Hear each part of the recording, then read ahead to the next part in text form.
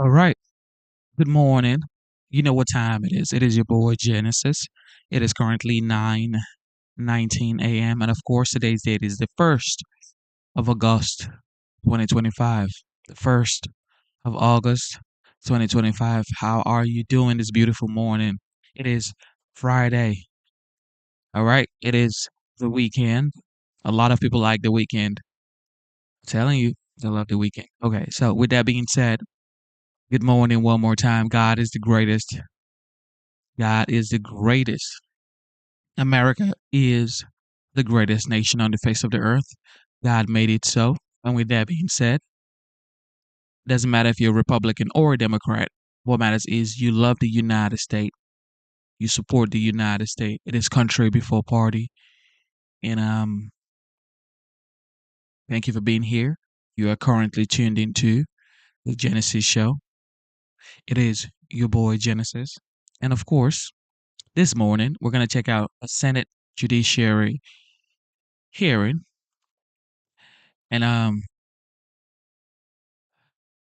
this hearing is about key Trump judicial nominee as they face grilling in the Senate. A lot of people don't watch these types of hearing, but I like to show these types of hearing because um, we tend to learn a lot, and there's so much that you could pick up from this hearing, and it is very important for America to watch this hearing, these types of hearing. And with that being said, we're gonna get straight to the show. Be nice in the comment section. It is the United States of America, not the divided state, not the divided state. So be nice, all right, to your fellow American brothers and sisters. So with that being said, enjoy the show. Yesterday and the tsunami that resulted overnight, which continues even now. My prayers are with the people of Hawaii and the continental West Coast, as well as other countries, as I encourage the American people to keep those affected in their prayers.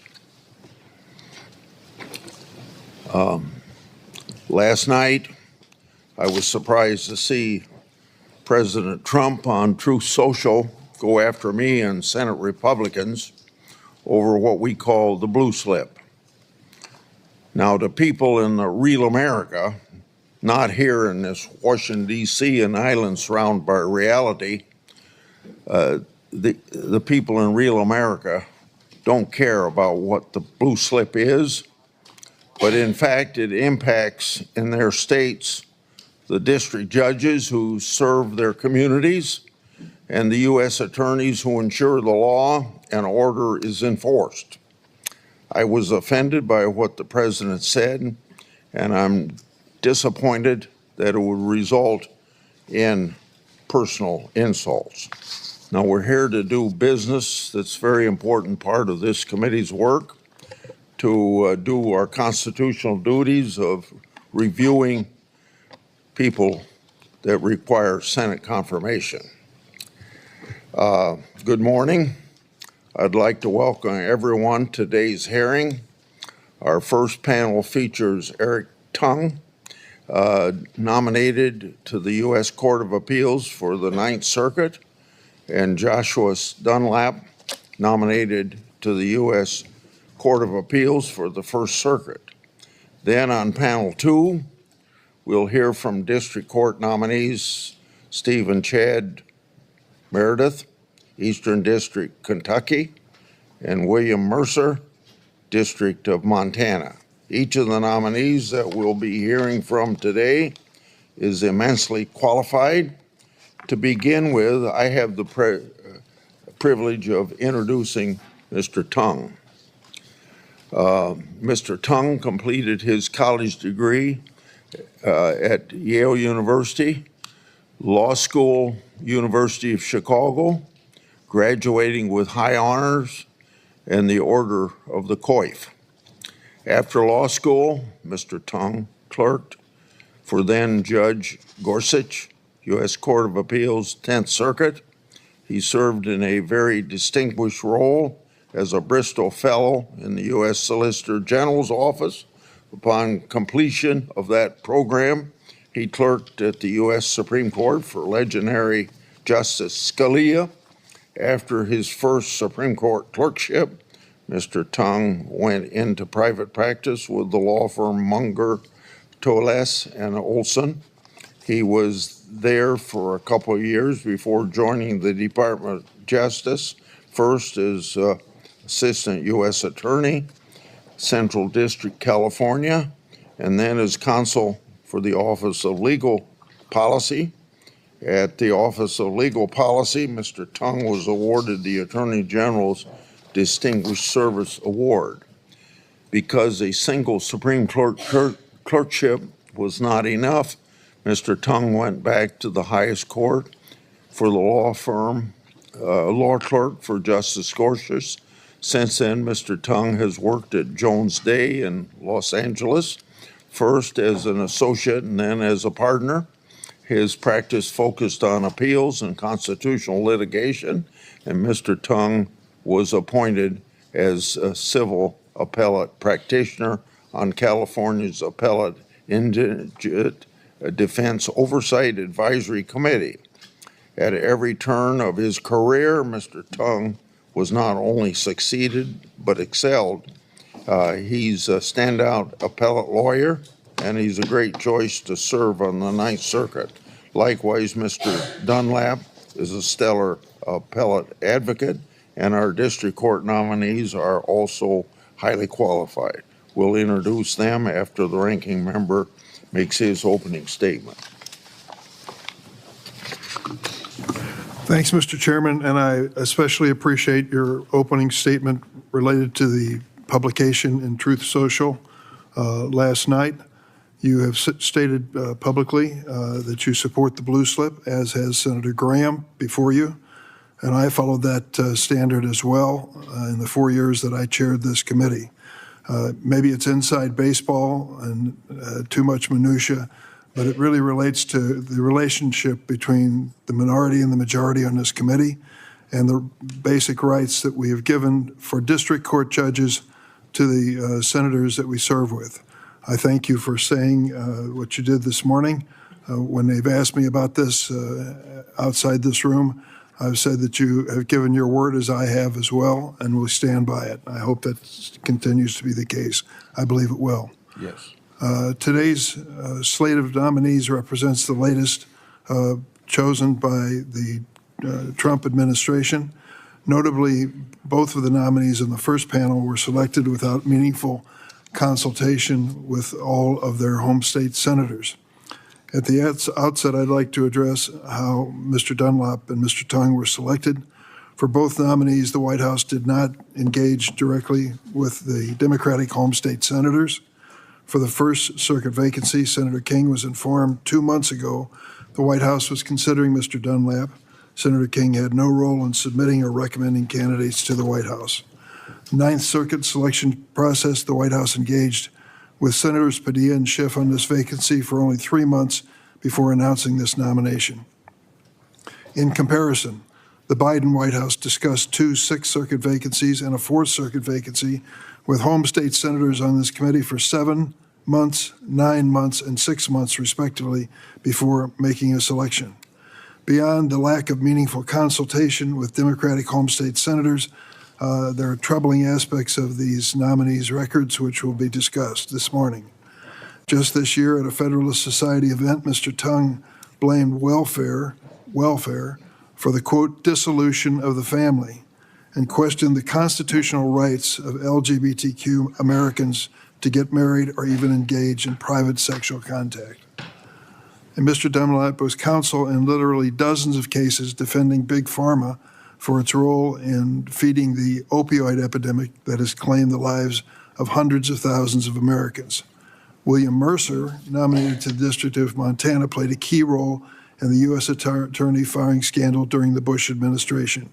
As a result, his nomination for Associate Attorney General was withdrawn. I would also look forward to hearing Mr. Mercer's explanation for opposing language in the Montana legislature that would have eliminated the statute of limitations for civil lawsuits by survivors of child sex abuse. Mr. Mercer proposed amendments to the bill that survivors called, quote, a total sellout in favor of child molesters and insurance companies.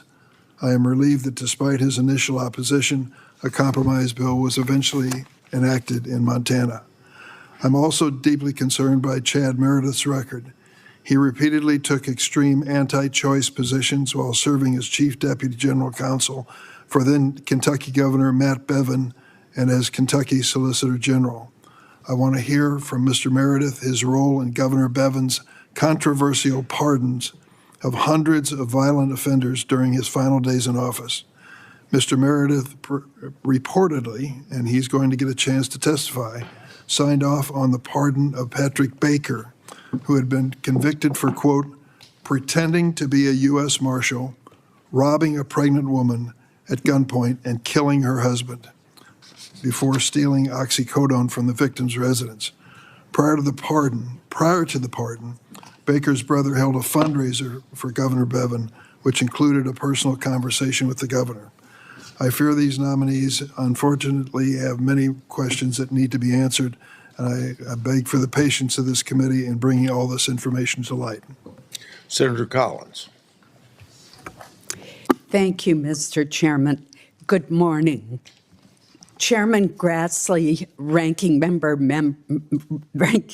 Durbin, members of this committee, I'm pleased to appear before this distinguished committee today to wholeheartedly support Joshua Dunlap's nomination to serve on the U.S. Court of Appeals for the First Circuit.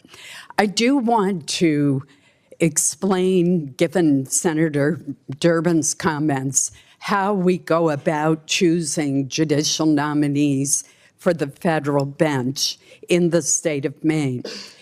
We each, depending on which administration is in charge, form an advisory committee that interviews individuals who are interested in being nominated. That advisory commission then advises the senator of the same party as the president what their choices are. In this case, Mr. Dunlap was the #1 choice of the advisory committee.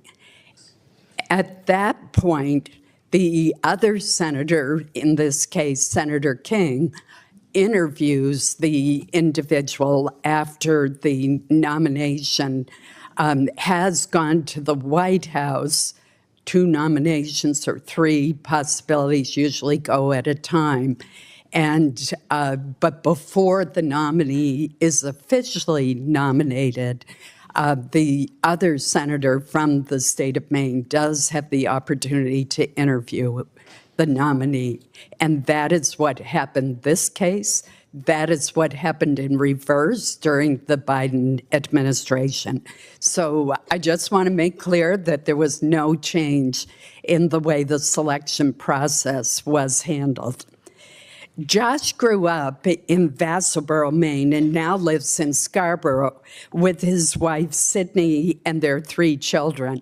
If you look in back of me, you will see his 3 children, his wife, his parents, and numerous other members of his family. In fact, 20 of them who are so proud of his nomination that they've made the trip to Washington. Josh graduated first in his class from Notre Dame Law School, where he received the law school's highest honor, awarded to the student with the most distinguished academic record. He then clerked for Judge Paul Kelly of the U.S. Court of Appeals for the 10th Circuit. In 2009, Josh joined the very well-respected law firm Pierce Atwood in Portland, Maine. During his 16 years at the firm, he has specialized in complex civil litigation matters and currently serves as co-chair of the firm's appellate and amicus division. Josh is admitted to practice in multiple U.S. courts of appeal and before the U.S. Supreme Court. He has also assisted special masters in 3 original jurisdiction proceedings before the U.S. Supreme Court. Finally, Josh also chairs the Maine Appellate Rules Committee, to which he was appointed by the Maine Supreme Judicial Court. This impressive experience, coupled with his extraordinary intelligence and integrity, makes Josh exceptionally well qualified for a seat on the First Circuit. His substantial appellate litigation experience will bring a practitioner's perspective to the court. The committee has already received many compelling letters of support for this nominee, and I would like to highlight a couple of them. A diverse group of faculty and alumni of Notre Dame Law School who taught Josh or studied alongside him have praised his, quote, respect for differing views and, quote, deep appreciation for the rule of law. A letter signed by 19 leading Maine attorneys who describe themselves as having a broad spectrum of political views and legal philosophies wrote that Josh has all the qualities the finest judges exhibit. He is hardworking, courteous, and judicial in temperament, very smart, and of sterling character with a commitment to fairness and the rule of law. Mr. Chairman, before I conclude, I would like to thank Judge William Kayada, whom Josh has been nominated to replace, for his outstanding service to the First Circuit. I joined in recommending him to President Obama and had the honor of introducing Judge Kayada to this committee. Now it is my honor to recommend Josh, who actually worked with Judge Kayada early in his tenure at Pierce Atwood, to this committee. I am confident that if confirmed, Josh will serve Maine and the nation extraordinarily well in this critical role. For these reasons, I urge the committee to support his nomination, and I appreciate this opportunity to introduce him to the committee. Thank you, Mr. Chairman. Thank you, Senator Collin. Now, Senator McConnell. Thank you. Mr. Chairman, distinguished members of the committee, it's my distinct privilege today to introduce my fellow Kentuckian, Chad Meredith. President Trump made an outstanding choice for this nomination to be U.S. District Judge for the Eastern District of Kentucky. Earlier this year, I proudly recommended Chad to the White House, and as you will see from today's hearing, he has the intellect, skill, and experience to excel as a district court judge. One of the Senate's most important constitutional responsibilities is to offer its advice and consent with respect to executive nominations. And like all of you, I take very seriously the responsibilities to carefully consider every nominee, especially from my home state.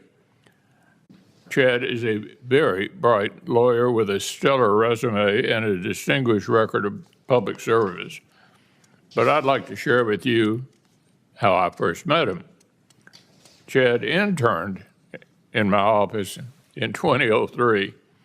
The internship program, and I know virtually all of you have the same sort of thing, provides college students with the opportunity to enhance their education as well as increase their knowledge of issues important to the Commonwealth and to the country. We select our interns on the basis of strong scholastic and extracurricular achievements, as well as interest in the government process. And I've been impressed to watch a former Mac intern through the decades succeed in the legal field, public service, and now be nominated to the federal bench. Chad graduated summa cum laude from Washington Lee, summa cum laude from the University of Kentucky College of Law. Following his formal education, he sharpened his legal skills with 2 judicial clerkships with then District Judge Amultha Parr on the Eastern District of Kentucky and Judge John Rogers on the Sixth Circuit. He served as the first Solicitor General for the Commonwealth of Kentucky. As the Solicitor General from 2019 to 2021, Chad oversaw all civil and criminal appellate litigation involving the Commonwealth. He earned a reputation for being fair-minded and professional and for having a strong work ethic. From throughout the country, we have dozens of current and former state solicitors general expressing their strong support for Chad's nomination. As Kentucky's first Solicitor General, they said, Chad distinguished himself in diverse areas of federal and state law. Chad also exhibits the temperament necessary to be a district judge. As Chad's professional peers who have witnessed his work, we're confident that he possesses the qualities to serve with distinction as a district judge. That's from the other solicitors around the country. Additionally, it's quite notable to hear from hundreds of lawyers calling Chad fair-minded. These lawyers come from many diverse backgrounds, include civil litigators, prosecutors, and criminal defense attorneys. They hold various political views and judicial philosophies and are supporting this nomination, saying, we all agree that our legal system needs judges who carefully and honestly evaluate the arguments made by the parties and do what the law requires. We all believe that Chad will excel as a district judge. Amid Chad's great professional success in private practice, even his colleagues know his value as an excellent lawyer and a careful thinker will serve our nation well. As much as we don't want to lose him, our loss would be the public's gain. This is all very resounding support, and where that support runs deepest is with Chad's family, who are here. I'd like to recognize his father, Kentucky State Senator Steve Meredith, and his mother, Karen. They're both here, and I know they're very proud of Chad, and so is his wonderful wife, Rebecca. And we can bet that each of their children, Ben, Grace, Emma, and Daniel, are beaming with pride for their dad. Also joining today to support Chad's commitment to public service is Kentucky State Representative Samara Hebron, as well as many more members of his family, his friends, and colleagues. So, Mr. Chairman, thank you for the opportunity to come by and put in a good word. I'm confident that Chad Meredith, who has demonstrated devotion to the rule of law and the Constitution, will serve the people of Kentucky and our country well on the federal bench. Appreciate the opportunity. Look forward to his confirmation. Thank you, Senator McConnell. Now, Senator Daines. Chairman Grassley, thank you, as well as to Ranking Member Durbin.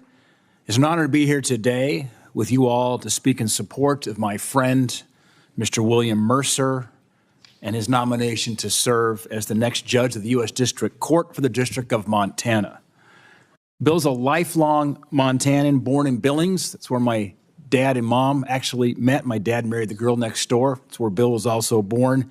We were actually high school rivals. Bill was a Golden Bear from Billings West High School, and I was a Bozeman Hawk. We debated each other in speech once upon a time. I've known Bill a long time. He went on to receive his undergraduate degree at the University of Montana and then on to Harvard, where he received his Master's of Public Administration. He received his law degree from George Mason. Bill has served Montana's country in various roles over the past 3 decades. In Montana, he served as U.S. Attorney for the District of Montana from 2001 to 2009, as represented Billings in the Montana House of Representatives for the past 7 years. At the U.S. Department of Justice, Bill served as Principal Associate Deputy Attorney General and Acting Associate Attorney General during the George W. Bush administration. He's also been actively engaged in his community, serving on 5 nonprofit boards of directors in Montana. He's been a member of the Montana Bar for 32 years.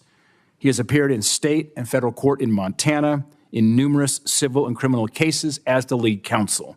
He's also represented clients in appellate courts, which resulted in oral arguments in 15 cases in the courts of appeals for the Ninth Circuit, D.C. Circuit, and the Montana Supreme Court. Bill's been recognized by his peers in the legal community for his outstanding track record, being rated among the best lawyers in Montana for environmental and commercial litigation. Throughout his extensive legal career and years of public service, Bill has represented Montana's interests very well. He is committed to the rule of law and the original interpretation of the Constitution. Bill understands Montana-specific laws and issues. His experience as a widely respected and effective member of the Montana House of Representatives brings him in tune with the needs of our state, our families, and our communities. I believe his time serving in Helena has given him an important additional perspective on the law and the importance of judicial impartiality. Senator Tim Sheehy and I are confident Bill is the top choice to once again serve Montana, this time as our federal judge. We take this responsibility very seriously. As we know as senators, these are lifetime appointments and require careful consideration. His time at the Department of Justice as U.S. Attorney and as a state legislator have prepared him well, and I can't think of a better pick to represent us once again in this new role. I look forward to working diligently with my colleagues to confirm his nomination, and I want to thank this committee for its consideration. Thank you. Senator Padilla for 3 minutes. Thank you, Mr. Chairman, and Ranking Member Durbin for giving me the opportunity to share my serious concerns about one of today's nominees. Eric Tong was chosen for this lifetime position because of his extreme conservative ideology and its association with the conservative Federalist Society. The White House selected him despite clear communication from me and from Senator Schiff that he was an unacceptable choice, and despite our putting forward names for the White House to consider for candidates, both of whom are Republican judges previously nominated by President Trump to the district court. But that's not why I'm opposed to Mr. Tong's nomination. I'm opposed because Mr. Tong believes in a conception of the Constitution that rejects equality and liberty, and that would turn back the clock and continue to exclude vast sections of the American public from enjoying equal justice under the law. In just the last few years, we've seen what extreme conservative ideology has done to erode public trust in institutions like the judiciary, including and especially the Supreme Court. As long-established legal precedents have taken a backseat to whatever novel conservative legal approach accomplishes the desired political outcome. By continuing to confirm extreme ideologues to the federal bench, the Senate would be doing California and the American people a deep disservice. The people of the Ninth Circuit deserve judges who believe in gender equality, in equal rights for LGBTQ plus people, judges who believe that the First Amendment applies to speech they personally dislike as much as speech they support, and who believe in the principle of the separation of church and state, and who believe in protecting our workforce. That is not Eric Tong. But in addition to his partisan ideologies, we can also talk about his narrow legal experience. For those watching at home, an appellate judge's role is to hear appeals that arise from decisions of lower courts. That's why it's so vitally important that appellate judges have experience not just with appeals, but with trial litigation. Mr. Tong has none. He has never served as the sole or lead counsel in a case tried to verdict or to judgment from the bench. And he himself estimates that only 10% of his work has been on criminal cases. And it's also important to acknowledge the larger moment that we're in. During the first 6 months in office, President Trump has mounted a historic attack on our nation's justice system. He's tried to remake the Department of Justice and even the federal bench in his own image, rewarding those who have demonstrated their loyalty to him over the rule of law. That's true of his Attorney General pick, of his Deputy Attorney General pick, of the FBI Director, and more recently to reward even more of his own personal lawyers with roles like U.S. Attorney for the District of New Jersey and even a federal judge on the Third Circuit Court of Appeals. He's gone around the Senate's advice and consent role for the U.S. Attorney's pick in both New Jersey and New York, and now in my home state of California. So I can't wait to get to the questions segment of today's hearing, but I will tell you right now, colleagues, I strongly oppose this nomination and urge you to do the same. Thank you, Mr. Chairman. Senator Schiff for 3 minutes. Thank you, Mr. Chairman and Ranking Member Durbin. One of the opportunities I was looking most forward to when I was elected to the Senate was the chance to work with the White House, including under Republican administrations, to select good nominees for the federal bench in California and beyond. Unfortunately, that optimism didn't last very long. I was disappointed by the White House's failure to work with Senator Padilla and myself to select an appropriate and mainstream nominee to the vacant Ninth Circuit Court of Appeals seat in Pasadena. Instead, President Trump decided to appoint Eric Tong, someone who is and has expressed vehemently anti-labor, anti-collective bargaining ideas, and once organized a protest against Labor Day. As a U.S. Senator from California, that is particularly concerning for a state where Cesar Chavez and Dolores Huerta made such a principled and celebrated stand for working people. Mr. Tong has been a proponent of dangerous legal arguments like the independent state legislature theory, a theory so fringe that even this Supreme Court ruled against the position he took in 2023 by a vote of 6-3. That case, which conservative scholar and judge Michael Luttig described as the most important case for American democracy in the almost 2.5 centuries since America's founding, that we would have someone who would take such a dangerous and fringe position in a case of that seminal importance to our democracy is deeply alarming. Mr. Tong has said that he believes in gender roles and that as an originalist, he disagrees with current Supreme Court precedent recognizing a constitutional right to same-sex marriage and same-sex couples' right to privacy. The White House, I think, missed a real opportunity to work with Senator Padilla and myself to identify a candidate who could garner bipartisan support in this fragile moment. We were prepared to and have tried to work in good faith despite the many attacks that we have endured from the White House against Senator Padilla and myself. Just this week, the Attorney General announced that her department had filed a misconduct complaint against the sitting federal district court judge because he ruled against the administration and has issued an order to show cause why the Justice Department should not be held in contempt, the merits of which now multiple whistleblowers have filed complaints. And this action by the administration to penalize a judge, holding hearings into whether orders of his court were violated, demonstrates, I think, the danger to the rule of law and the importance of making sure that we confirm judges who will prioritize obedience to the rule of law and not just obedience to the President of the United States, the person of the President. And now more than ever, we need federal judges who will protect the rule of law.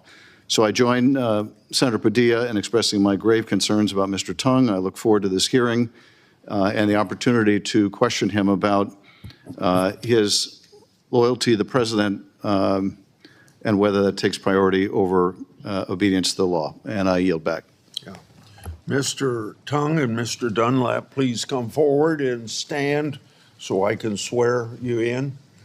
Do you swear that the testimony you're about to give before the committee will be the truth, the whole truth, and nothing but the truth? So help you God. Both responded affirmatively. Now please sit, and before you give your statement, if you want to introduce family and friends, you have the right to do that. And I'll start with Mr. Dunlap.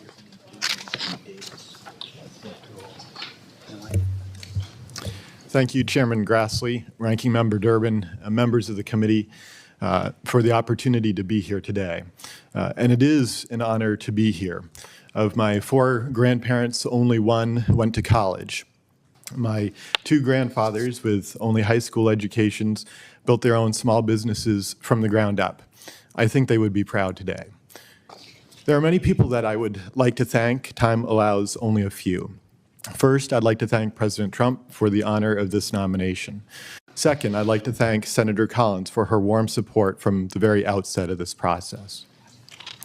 Most significantly, I'd like to thank my wife, Sydney, for her tireless love and support throughout this process. I would not be here without her. I'm thankful that she is here with me today, along with my 3 children. They are my world. I wish I could mention all of my extended family who are here with me today. I cannot do that, but I am so deeply grateful that they are here and showing their support. I would be remiss if I did not mention my parents, Frank and Colleen Dunlap, for the sacrifices that they made over the years to make today possible.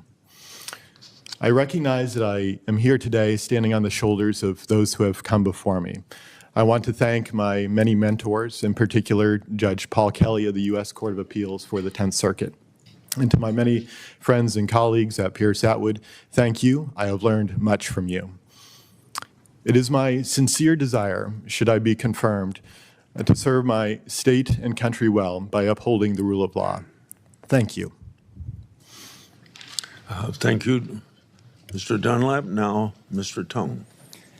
Chairman Grassley and Ranking Member Durbin, it is an honor to appear before you and the committee today. I would like to begin by thanking President Trump for his nomination of me to serve as a judge on the 9th Circuit Court of Appeals. It is truly an honor of a lifetime.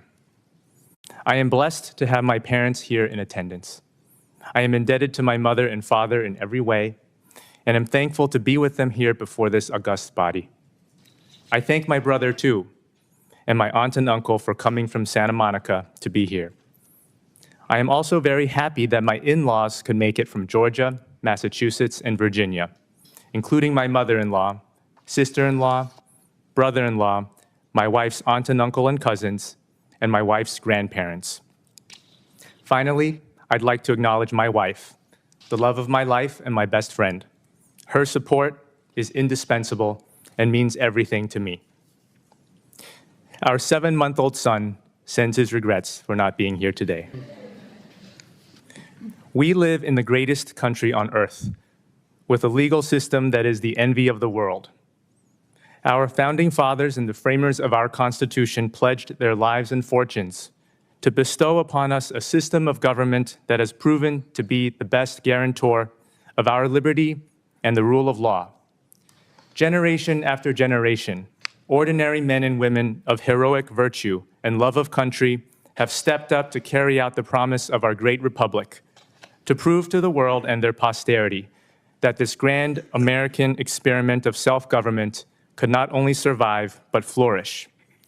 We stand on their shoulders, and we owe it to them and ourselves to preserve what they have passed on to us. Justice Antonin Scalia and Justice Neil Gorsuch, 2 of our country's greatest jurists, have carried on that tradition. A student of their jurisprudence, I had the honor of serving as a clerk to both justices on the United States Supreme Court. From them, I learned firsthand about what it means to be a judge, the importance of construing the Constitution and the laws of this country faithfully, without fear or favor, of putting aside one's own politics or subjective views when interpreting the law as passed by Congress and as understood by the people. 9th Circuit Judge Sandra Ikuta, whose seat I have been nominated to fill, is also one of the finest jurists to serve in our judiciary. If I am so fortunate to be confirmed, I will do my best to serve ably and honorably as they have. I welcome the committee's questions. Thank you. I will start with 5 minutes for everybody. I've been asked to be a little more firm on people staying within the 5 minutes. So if you hear the gavel lightly, please observe it, because we're trying to help each other out. Mr. Tong, you already spoke about the justices that you served under, and you told a little bit about it, but I want to give you an opportunity if there's something you have said that you've learned from them. What did you take away from those clerkships about the role of a judge in our constitutional system, and how have those lessons shaped the way you approach legal questions today? Thank you for the question, Chairman Grassley. Justices Scalia and Gorsuch were masters of the judicial craft, and I learned immensely from them about how to be a judge. The analytical rigor that they brought to their jurisprudence was something I took away from the job. Their writing styles, their ability to communicate and convey ideas crisply and succinctly was something I also learned from them while I was a clerk. There was one experience I had when I clerked with Justice Scalia, and as a law clerk, I tried to be too clever by half and included in a draft a Latin phrase. Justice Scalia read it, and he told me, "Eric, I think there's a grammatical error in the Latin phrase you inserted." And he walked across his chambers, pulled out from his drawer a magnifying glass, got out a Latin dictionary. The font in the Latin dictionary was extremely tiny, and looked up the phrase, and lo and behold, there was a grammatical error. From that experience, I learned how careful and diligent he was in his approach to the law, and I hope I can carry that with me as a judge on the Ninth Circuit if I am so lucky to be confirmed. Thank you. Now, Mr. Dunlap, you were selected by the Maine Supreme Court for the Advisory Committee on Maine Rules of Appellate Procedure. You've served as a committee chairman since 2023. What have you learned from your time advising the state of Maine on appellate rules, and how will the experience serve you if confirmed as a judge for the First Circuit? I think one of the things that we have discussed on a number of occasions is making sure that the rules are understandable and accessible to individuals who may be proceeding pro se. For state courts, that is a significant consideration. I believe that reflects an important premise that the law should be available to all, and that the law should be impartially and fairly applied to every litigant who comes before the court. And that is certainly something that I would seek to do should I be confirmed. Thank you. Now back to Mr. Tong. You've clerked at nearly every level of the legal system, and working with the Bristol Fellow at the Solicitor's Office to prosecuting federal cases as an assistant U.S. attorney, and now you're in private law practice. How has that wide-ranging experience prepared you to take the responsibilities of a federal appellate? Chairman Grassley, my time in public practice and private practice has well equipped me to serve as a judge on the Ninth Circuit. I've handled numerous appeals in both federal and state courts of appeals. I've briefed and successfully prevailed in various cases on both the appellate levels and the trial court levels, again, in both federal and state courts. I have also assisted several trial teams in serving as an appellate strategist in helping to preserve appellate issues and preparing witnesses. I've also drafted several proposed jury instructions in those matters as well.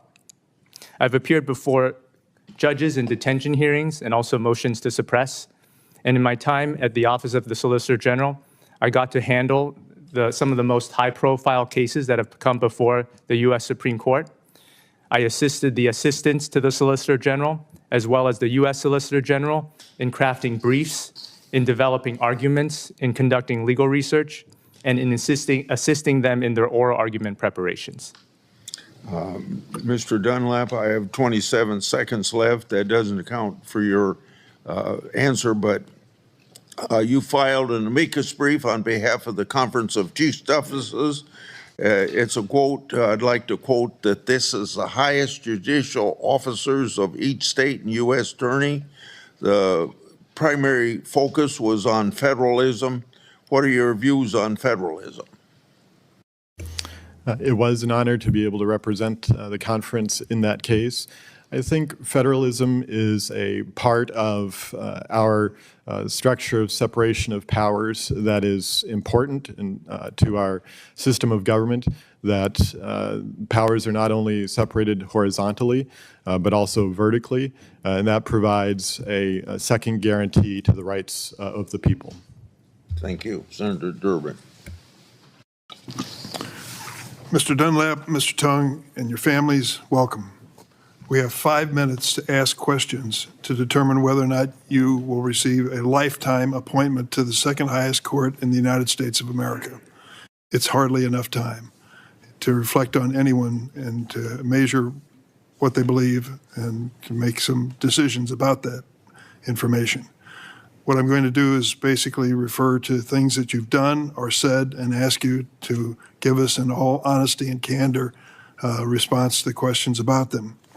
Mr. Tong, in a 2004 speech, you were responding to a 2004 speech by then President of the National Organization for Women.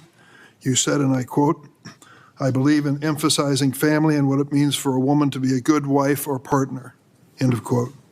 You added, and I quote, "I believe in gender roles and that women are simply better than men at some things. When these radical feminists try to blur gender roles, they undermine institutions like marriage, institutions which hold society together," end of quote. It doesn't appear that your views, Mr. Tong, have changed much over the years. Just months ago, in remarks for the Federalist Society, you defended originalism and wrote, and I quote, "Whether there's a constitutional right to abortion, same-sex marriage, sodomy, pornography, transgender procedures, the answer for the originalist is simple: no," end of quote. This wasn't a youthful indiscretion. Your speech was just given a few months ago. You seem to be questioning landmark Supreme Court decisions like Lawrence versus Texas and Obergefell. Let me ask you point blank, do you believe there's a constitutional right to marriage for same-sex couples? Ranking Member Durbin, the Supreme Court's decision in Obergefell versus Hodges has granted such a right, and as a circuit judge, if I were so lucky to be confirmed, I would be bound by that precedent. Do you still believe in gender roles?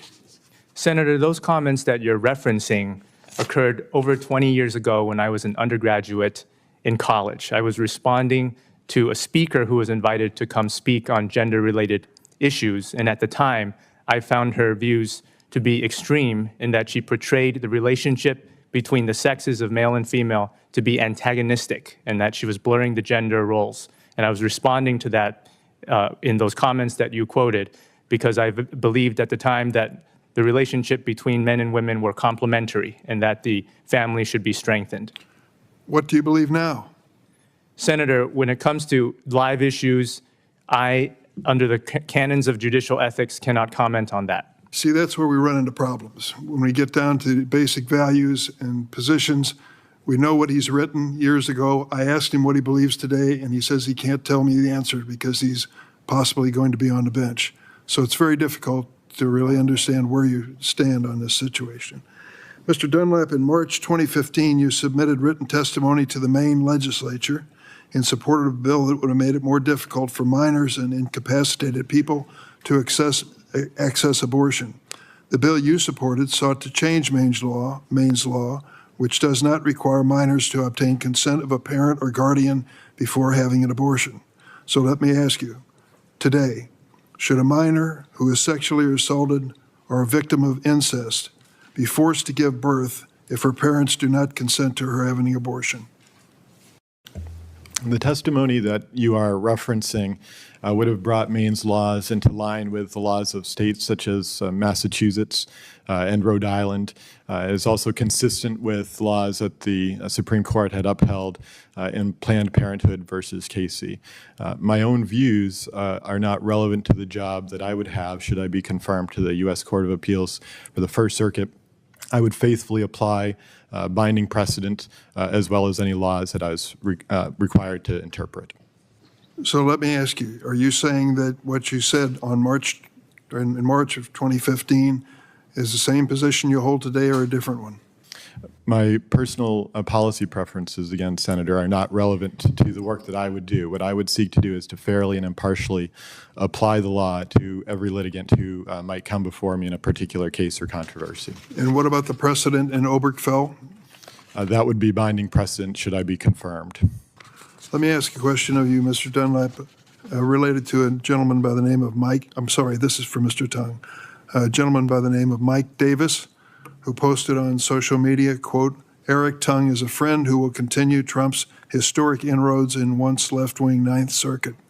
Mr. Davis is the president of right-wing Article 3 Project, and according to public reporting, he's played a key role in advising President Trump on judicial nominations during his second term.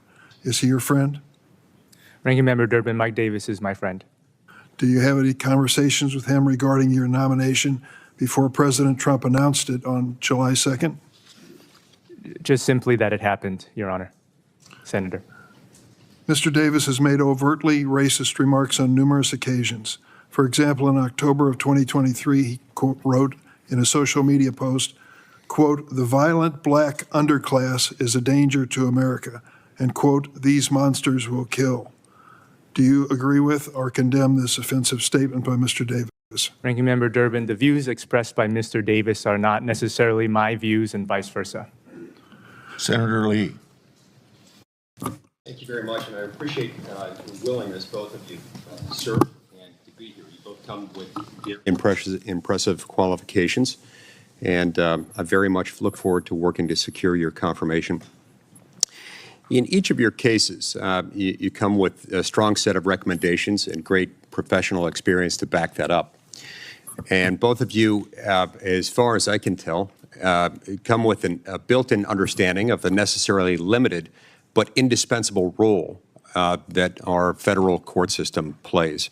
There are a lot of misunderstandings about what the federal courts are. They are not there to adjudicate hot-button social disputes. They are not there to serve as representative bodies. They're there to decide discrete questions of law presented before them, where two or more parties disagree as to the meaning of the law and where the law needs to be enforced or in one way or another applied. But they're there in a sort of rear-view mirror capacity to decide what the law is, what the law says, what it said, and what the original understanding of those words were, based on the public meaning at the time of enactment if a statute or the time of ratification if a provision of the Constitution. Mr. Tong, let's start with you. As a federal judge, federal appellate court judge, if confirmed, which I very much hope you are, you'll be required to interpret the text of federal law across a broad range of topics, including provisions of the U.S. Code, including provisions of the Constitution. How will you approach this task? And what sort of judicial philosophy would you say guides your interpretive approach as a judge? Thank you for the question, Senator. I would start, as instructed by the Supreme Court, I would start with the text of the statute that's being interpreted, or if we are interpreting a constitution, the particular provision of the Constitution. If the text does not yield a clear answer, I would move to the context or the structure of the statutory provision. That is, looking at the surrounding provisions that may shed light on the meaning of the provision under issue. Beyond the context, I would look to the history, what animated the passage or the enactment of the law. And precedents, of course, that bear on the meaning of the text would be consulted carefully as well. And I would also apply various statutory canons of interpretation if, again, the issue before me is a statute. What role, if any, would legislative history play there? And by legislative history, I mean not sort of the sequence in which things were added, but rather more directly committee reports, floor statements by individual members, either on the Senate floor or in committee. Senator, legislative history is not law. It didn't overcome the bicameralism requirements that are set forth in Article 1, Section 7 of our Constitution. I would, again, look to the text. Now, speaking of Article 1, Section 7, there are two fundamental elements that have to be satisfied in order to make a new federal law or modify an existing federal law. Those steps are bicameral passage followed by presentment. You referred to those briefly a moment ago. In your view, what are the dangers of ignoring that? And to what degree do you think we've gotten a little too fast and loose with the way we approach Article 1, Section 7? There's a grave danger in ignoring the bicameralism and presentment requirements as set forth in Article 1, Section 7. The founders designed the Constitution in a way that would give accountability to the people, ultimately. Our powers under the Constitution, the government's powers, are derived from the people. And so under Article 1 of our Constitution, the Congress was divided into two houses, so requiring both the House and the Senate to pass by a majority vote the bill that's being under consideration. Now, the president also needs to agree and sign and provide his approval in order for that law to become in the U.S. Code. So I believe that bicameralism requirement is extremely critical to our constitutional system. The requirements of bicameralism and the requirements of bicameral passage followed by presentment to the president were deemed not to have been satisfied in INS v. Chadha, and on that basis, the legislative veto provision in that case, and ultimately in all other cases, were deemed unconstitutional as violative of Article 1, Section 7. If it is the case that you have to ring the legislative bell in order to make a new federal law or change an existing federal law, and if it is the case that that wasn't satisfied in INS v. Chadha, where the application of an existing provision of federal law was being changed or modified in that instance, in some cases by one chamber, in other cases by both, but without the added step of presentment to the president. Couldn't one also make the same argument that where the obligations imposed on members of the public by a federal statute or by a provision of federal law, let's say a federal regulation, where the obligations inherent in that affirmative command to the public aren't evident on the face of the underlying statute authorizing the promulgation of that reg, couldn't that arguably be said to violate Article 1, Section 7, just as the legislative veto was in INS v. Chadha? Senator, it could arguably pose an issue under Article 1, Section 7. It also poses an issue under the non-delegation doctrine, which is derived from the vesting clauses of our Constitution. Article 1 says that all legislative powers granted herein are vested in the legislative branch, are vested in Congress. And so Congress can't delegate its lawmaking powers to an unelected federal agency to make laws. And so I believe it would pose a problem potentially under the bicameralism presentment provision, but also under the non-delegation principle. Senator Wonderful. Padilla. Thank you. Thank you, Mr. Chairman. Colleagues, I want to follow up on an issue and comments that were raised by Ranking Member Durbin, because I've had the opportunity to take a look at Mr. Tong's background. We've had an opportunity to have a conversation via Zoom. And I know he has strong views about how other people's families should function and what women should be allowed and not allowed to do. I'll quote from Mr. Tong's previous writings. He has criticized the so-called, quote, welfare state for the, quote, dissolution of the family, end quote. He has said he, quote, believes in emphasizing family and what it means for a woman to be a good wife and partner, end quote. He has said, and I find this reprehensible, that he, quote, believes in gender roles and that women are simply better than men at some things. When these radical feminists try to blur gender roles, they undermine institutions like marriage, institutions which hold society together, end quote. Mr. Tong, can you list for us the things that you believe are, quote, simply women are, quote, simply better at than men? Senator, again, the comments you're referencing and captured by a Yale Daily News reporter were captured over 20 years ago when I was an undergraduate in college. Yes, I understand that, but that was 2006, not 1956. Even the year 2006, I don't think the country's mood, let alone the law, was what you're suggesting here. Senator, my wife is sitting behind me, and I can tell you that she is better at many things, and not just some things, than I am. She worked on the Hill, she worked in the White House, and she worked for a Fortune 1 company. So then do you still believe that women should stay home and not go out into the workplace? Senator, the suggestion that I think women should not be provided with the same professional opportunities as men is inaccurate. So at what point in the last 20 years, not 50 or 60, just in the last 20 years, did your mind change on this? Senator, my views on policy matters and sociological matters that you're referencing, again, are the subject of wide debate. And for that reason, as a nominee sitting here today before the committee, I cannot But there's a answer couple under of the reasons that judicial bring canons. this up, and there are some other issues I want to get to. But first of all, I think for any person to come into a courtroom, they deserve to know that they're going to be given a fair trial, fair consideration in a proceeding. So given your very public past comments, not long ago history, relatively recent history, how should a woman be entering into your courtroom thinking they're going to get a fair shake if you won't even tell us when and how your mind was changed on this? And you've now referenced twice this concern about live issues. So what item is working its way through the judiciary that may well appear on the Ninth Circuit for you to consider and rule on? Senator, every litigant who would come before my court, should I be so lucky to be confirmed as a judge, would be treated with, man or woman, would be treated with equality, dignity, and respect. Well, that's why we're asking this question. But what are the live issues that you're referencing that keep you from answering Senator Durbin's questions and my questions? Senator, matters of policy and of sociology. What is the live issue you're referencing that's keeping you from answering Senator Durbin's question and my question?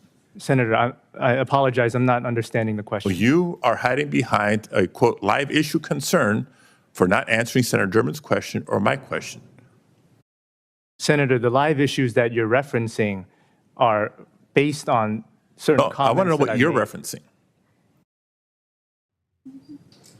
Senator, the live issues that I'm referencing are matters of policy and sociology that impinge on gender-related issues. So anything that could be a topic of conversation anywhere in the country at any time will keep you from answering our specific questions. Let me move on to one more item then. Because you've been a prolific writer, not just on your views about women, but on views on American workers.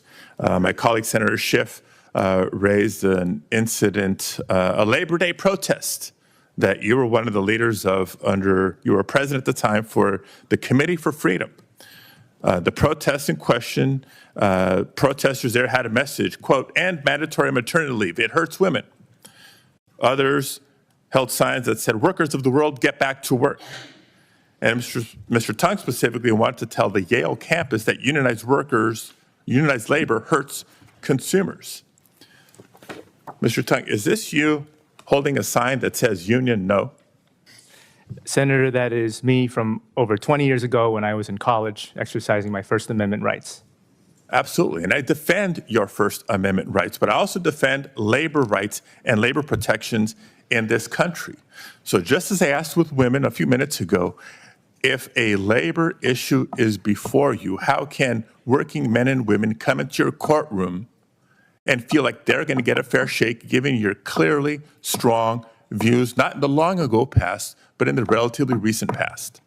Senator, when one puts on the robe, the person's role changes qualitatively. And I can assure this committee, and I commit to this committee, that if I were fortunate to be confirmed as a judge, I will evaluate each argument advanced by the parties respectfully, carefully, and with the scrutiny that it deserves. Do you recant this and your other comments that I've cited here today? Senator Brett. Senator, again, live issues on policy, I cannot comment. You do not recant. Judicial Thank you. canons. Mr. Tong, and thank you both for being here. I'd like to give you an opportunity to talk about your wife again. I heard what you said about her. I know what it means to be in a partnership. And I would hope that if my husband was asked, he'd have a long list of things that I am better at than him. But will you tell me a little bit about your wife and her accomplishments? And I'd love to hear it. My wife is the most beautiful woman in the world. Love it. She is one of the most professionally accomplished women that I have ever met. As I mentioned to Senator Padilla, she worked on the Hill. She worked in the White House for President Trump during his first term. Which for all of you know, the staff around here, it's where things really get done. So thank you.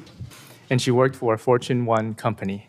Wow. in the executive speech. Sounds like an accomplished woman, both just throughout her life. Thank you, Senator. I could not be prouder of my wife. Well, I'm certainly proud to hear you talk about her as well. Thank you. I want to talk to both of you about something you've previously expressed, and that is originalist and textualist interpretation. I know that this is an ongoing debate. Is it the, same thing? Is it different? Is it distinct? Are they related? How does this work? I'd love to get your thoughts on that methodology and your views on kind of how those terms should be defined, and then what role they will play for you on how you approach things before you on the bench. So we'll let you go ahead first, and then we'll go to Mr. Tong.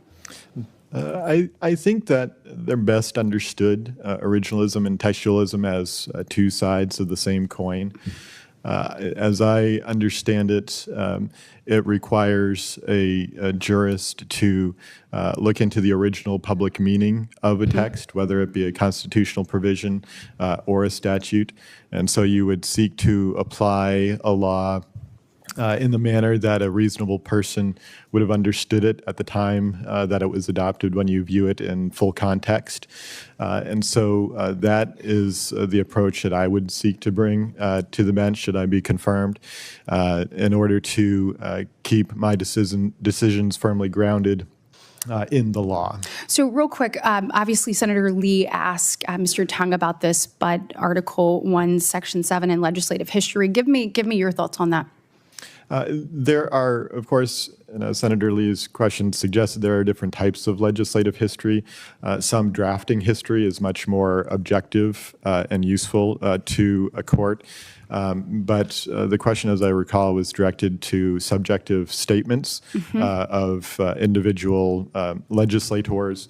He specifically mentioned floor speeches, et cetera. And that, to me, is not particularly persuasive because, as was previously alluded to, it did not go through the bicameralism and presentment requirements, and it goes more to a subjective intent rather than an objective meaning. So, Mr. Tong, do you support originalist, textualist interpretation? And if so, if you can give me that quick definition and then how you arrived at that conclusion that would be the most appropriate methodology, if in fact you believe that. Thank you, Senator. So I do subscribe, Senator, to originalism and textualism. As Mr. Dunlap so articulately stated, originalism is a method of interpretation of the Constitution that looks to the original public meaning of the specific provision at issue. Textualism addresses the method of interpretation with respect to statutes, but both methods are aimed at the same thing.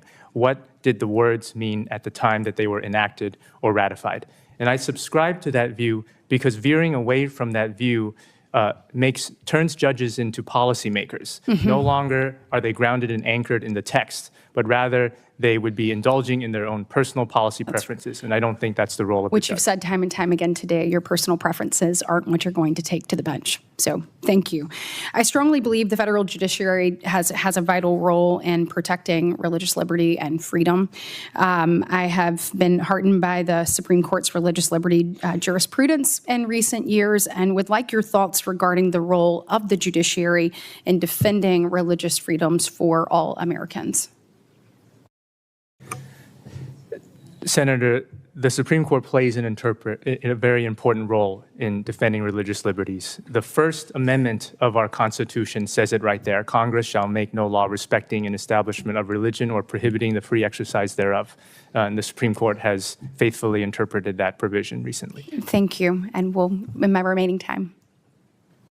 I would agree. The courts have the responsibility to apply each of the amendments of the Bill of Rights. The First Amendment and the free exercise of religion and the Establishment Clause have been observed to be first freedoms. Those are binding upon the court and should be equally applied for all Americans. Well, thank you both for your willingness to serve. You're incredibly accomplished and look forward to getting you on the bench. Mr. Tong, you just said that you're originalist and a textualist. So let me ask you, the Emoluments Clause provides that no person holding public office shall accept any present of any kind whatever from any king, prince, or foreign state. Do you believe the language in the Emoluments Clause that says any present of any kind, whatever, means any present of any kind, whatever? Senator, you are quoting the text of the Emoluments Clause, and I cannot dispute with the text of the Emoluments Clause. So it would apply to any present, including an airplane? It would apply to the president, I believe, your Senator. And I take it as an originalist, you would accept that the founders would have never subscribed to the idea that a president in their time could have accepted a multi-$100 million gift from a foreign state? Senator, the premise of your question implicates live issues in the public and pursuant to the canons of judicial ethics. Well, let me just ask you, would the founders have believed that if a president received 100 camels from a foreign state, that that was an emolument? Senator, it's difficult to answer that question in the Is it, though, as abstract. an originalist? Isn't it pretty simple? You've got the clear language of the Constitution. Senator, one has to look at the language, but also the history surrounding the Emoluments Clause in order to discern the I am looking at the history. Let me move on to another question. As an originalist, do you believe that the Obergefell versus Hodges decision affirming constitutional right to same-sex marriage, was that wrongly decided? Senator, Obergefell versus Hodges is binding precedent of the Supreme Court. I'm aware of that. Do you believe it was wrongly decided? Senator, as a circuit judge, I would be bound to follow I understand that, but that's not responsive to my question. Had you been on the Court of Appeals prior to that decision, would you have decided the case that way? Senator, prior to Obergefell versus Hodges, there was a prior Supreme Court case addressing the issue, and I would have followed that case. Well, would you have reached the same conclusion as the Supreme Court in Obergefell? Senator, I would have followed binding precedent. You're not answering my question. Would you have reached the same conclusion? Senator, the conclusions that the two precedents reached were potentially in conflict, and I would have to follow the precedent that... So you can't tell us at this point whether you would have reached the same conclusion as the Supreme Court in Obergefell. So let me ask you about the Supreme Court's decision in Lawrence affirming a constitutional right to be intimate among same-sex couples. Do you believe that was wrongly decided? Senator, Lawrence versus Texas is a binding precedent of the Supreme Court. Again, I'm aware of that, but I'm asking you whether you believe that was rightly decided or wrongly decided. Senator, you're asking about my personal views. No, I'm asking you about your legal views. I'm asking about your legal views. Let me ask you about another case. Do you believe that Loving versus Virginia, which affirmed an interracial couple's right to marry, was that wrongly decided? Senator, my wife and I are an interracial couple, and so if that case were wrongly decided, I would be in big trouble. Okay, so you do agree with the reasoning of that case, and you're willing to say that. I appreciate that. But you're unwilling to say that you agree that Obergefell and Lawrence were correctly decided. Why is that? Senator, again, those decisions are binding precedent of the Supreme Court, and I would be bound to follow. No, I'm aware of that. So is Loving. And you're willing to tell us that you believe Loving was correctly decided, but you're not willing to say the other decisions were correctly decided. That seems less originalist and more situational. Let me ask you this about your role in the brief in Moore versus Harper. This was a case involving the discredited independent state legislature theory, which would allow a state legislature, even in the absence of a governor's signature, to effectively overturn an election. Do you believe that the Supreme Court wrongly decided Moore v. Harper when it rejected your view? Senator, again, Moore v. Harper is binding precedent of the Supreme Court. Yeah, no, I get that, but you're still not answering my question. So let me ask you a different way. If a state legislature decided after an election to pass a bill, even in the absence of a governor signing it, to throw out absentee ballots that were mailed prior to the election but arrived after the election, would it be your view that a state Supreme Court or federal court would have to allow the legislature to overturn the election, would be powerless to correct that effort to overturn a free and fair election? Senator, Moore versus Harper states that state courts can review what the state legislatures have passed as a matter of the Constitution. No, I'm aware of that. And my concern, though, is that your unwillingness to embrace the reasoning of these decisions means that where there is room, and there is room in all of these decisions, and most particularly Moore v. Harper, for you as a Court of Appeals judge to narrow these decisions, it sounds like you'll take that opportunity to narrow those rights. And in the case of Moore, which I agree with Judge Ledick, the most important case to our democracy in a century, narrowing that decision means empowering state legislatures to overturn election results, and I cannot imagine a more dangerous idea on the bench. I yield back, Mr. Chairman. Congratulations, gentlemen. Mr. Tong, you were asked about some of the things you said back in college. And one of the things that you were asked about was a statement you made in 2004. I believe that women are simply better than men at some things. Did you say that? I did say that, Your Honor, Senator. You said that you believe that women are better at some things, right? That's right, Senator. You didn't say women are worse at some things, did you? I did not say that, Senator.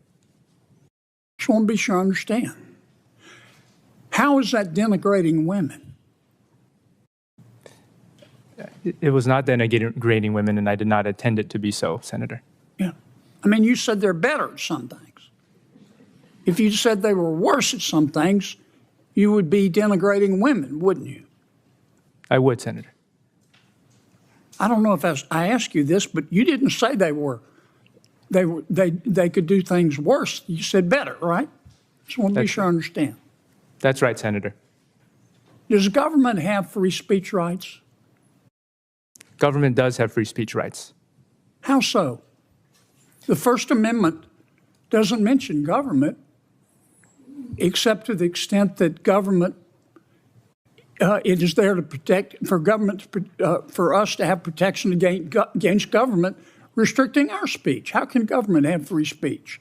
Senator, you are right to the extent that the First Amendment refers to Congress. Congress shall not make any law abridging the freedom of speech or of the press. But there is a government speech doctrine that allows the government to convey a political message it wishes to, and the government is not committed to a policy of neutrality at all times. Have you ever been to Boston? I have been to Boston. Okay. You seen the Boston City Hall? I believe I have, Senator. There's a plaza in front, and there's some flagpoles. And Boston, when different groups are having protests or demonstrations or rallies on the plaza, allows those groups to fly their flag.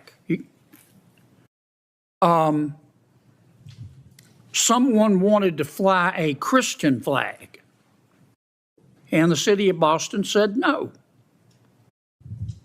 And the Supreme Court and the city of Boston said, that's our choice. That's government speech.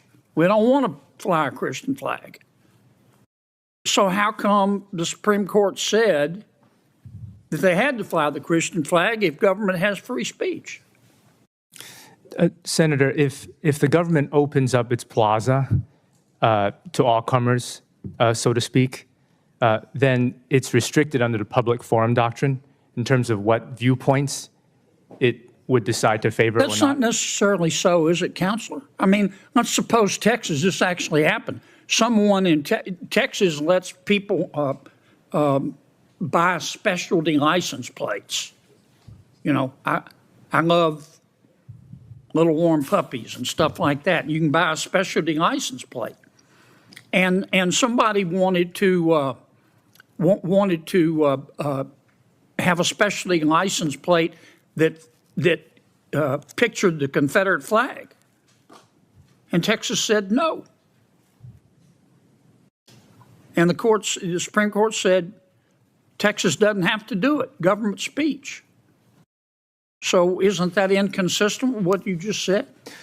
Senator, it is not inconsistent. This area of law is extremely complicated when something qualifies as a public forum such that viewpoint discrimination might not be allowed versus a public benefit and public conditions that the government can rightly impose on others, on its recipients, then that shades into government speech, in which case the government would have more control over what kind of speech gets projected into the public square. But there is potential for tension there between the two doctrines that you raised, Senator. The chairman's going to gavel me to shut up in a second. I just want to be sure I understand. Back at Yale, you said there are some things that women are better at, right? Yes, Senator. Not worse. That's right. Better. Yes, Senator. Okay. Thank you, Mr. Chairman. Senator Whitehouse. Well, thank you, Chairman. Mr. Dunlap, it appears that you were active in Maine against a ballot initiative legalizing same-sex marriage. Is that true? I believe you're referencing simply an op-ed that I published that expressed at the time my disagreement with the theft of political signs through that If you were process. not active against that ballot initiative, why would you be engaged about political signs? I lived in the area in which I observed that political signs were being stolen, and in my view, the First Amendment Well, that was was there. in your testimony to us is that that was only about political signs, that you did not take an active part in the anti same-sex marriage ballot initiative. I did not play a part in that ballot initiative, no. I'm sorry, say I again? did not take a part in that ballot initiative, no. Even as a advocate? I mean, you weren't, when you say you did not take a part in it, what exactly does that mean? I had no active role or participation in any campaign relating to that. Did you say that gay marriage would affect our rights under the First Amendment, freedom of speech, and free exercise of religion? Again, the position that I was taking there was that in the context of that ongoing political campaign, that there were thefts of political signs, and I expressed my disapproval of that. The political speech is central to the First Amendment. But you also said that allowing gay marriage would affect our rights under the First Amendment, freedom of speech, and free exercise of religion. So you at least took that public position, did you not? I did. Which is a little bit different than taking no public position. You also supported a Maine bill entitled An Act to Allow a Wrongful Death Cause of Action for the Death of an Unborn Child. Could that statute be applied to a woman seeking an abortion or to a doctor providing an abortion? So that proposal would have brought Maine's law into line with that of all other New England states. It does not apply in the context of abortion. It would have given grieving parents the opportunity to recover for a tortious death as that was defined But not in the statute. one provided, not one related to the woman obtaining medical care. Again, that statute exists throughout New England except for the state of Maine, and it has not affected abortion rights in those states.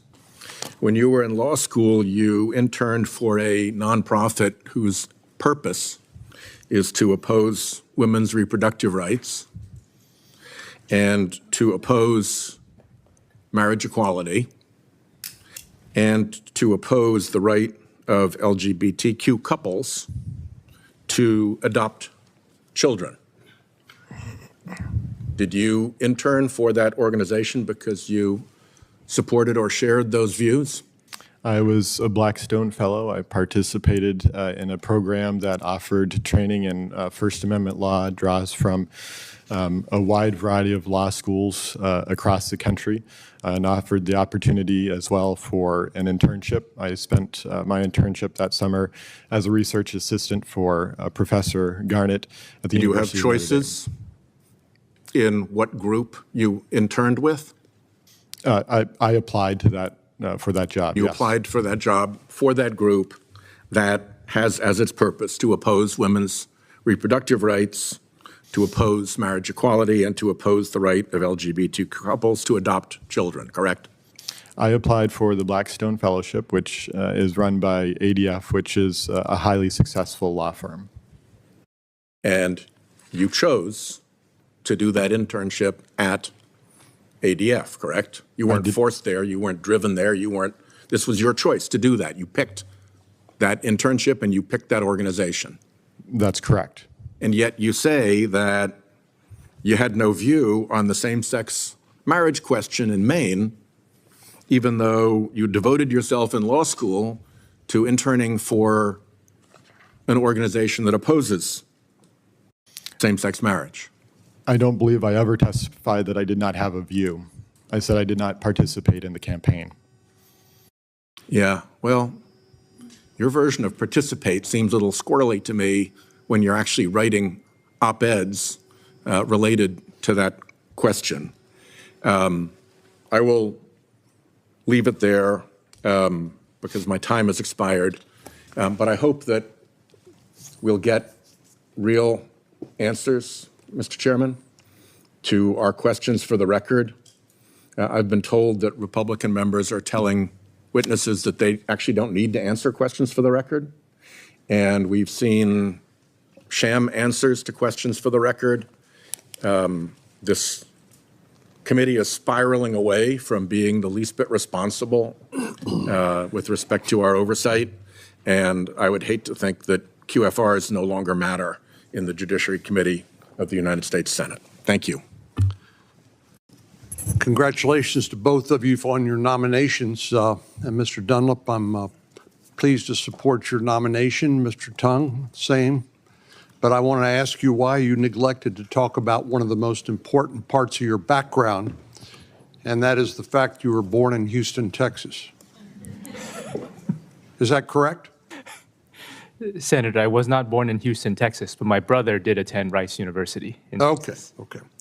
Well, tell me a little bit about your family. I see your parents are here, and what did you learn from your? Could you say that again? What did you learn from your parents growing up that's made you the man you are today? Senator, I learned everything from my parents. My parents immigrated from Taiwan, and their parents, my grandparents, immigrated from communist China. My dad, he is an entrepreneur in the construction business. He laid tile and constructed kitchen cabinets for houses in our community and for other businesses. My dad got his MBA at the University of Dallas when he was an exchange student in the US. My mother, my dear mother, she graduated with a master's in education at USC in California, and she raised two boys, my brother and myself, and I couldn't be prouder of my parents, and I hope I'm making them proud today. Well, I was a little stunned by some of the initial comments by two of my colleagues from California, and it sounds like they were painting you as some sort of radical. Do you consider yourself to be a radical? I do not, Senator. Well, you've had a pretty impressive background in terms of your education, University of Chicago Law School, Yale University. By the way, you spent a year abroad studying Chinese? I did. It was an exchange program, and I studied the Chinese language. And why did you want to do that? Well, at the time, I had wanted to enter the Foreign Service and have a career in diplomacy. So I thought, well, learn Mandarin that could be useful in the future. But while I was there, I changed my mind and decided to apply to law school. And you clerked for Justice Gorsuch and Justice Scalia. Do you consider them role models? I do, Senator.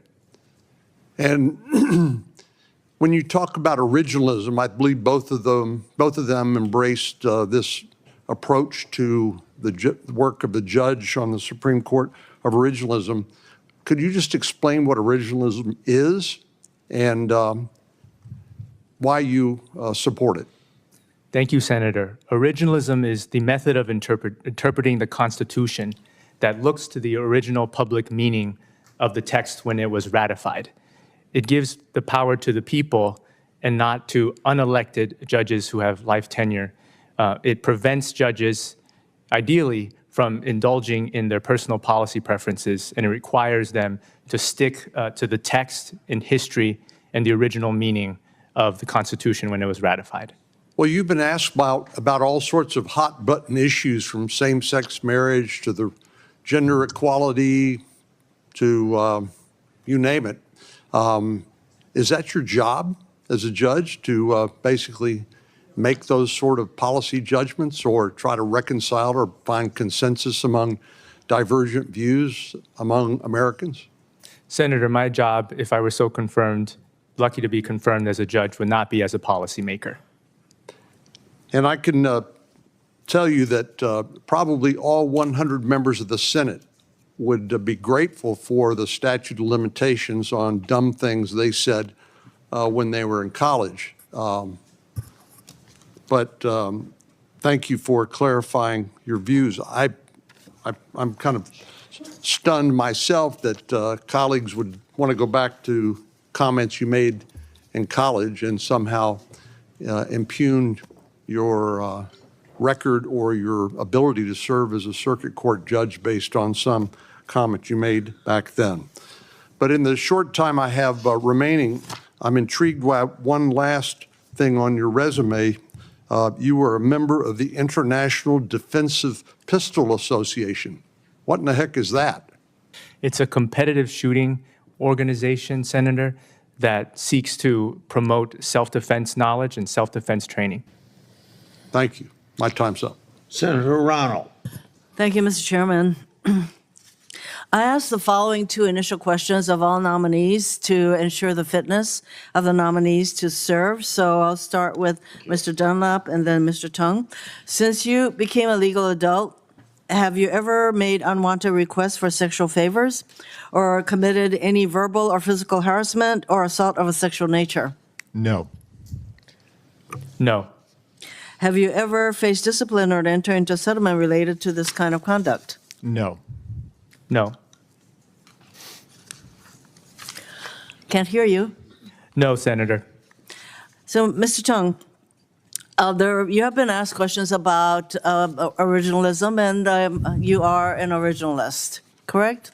You have written about it, the importance of originalism. Senator, I subscribe to originalism, but I would be bound by Supreme Court precedent.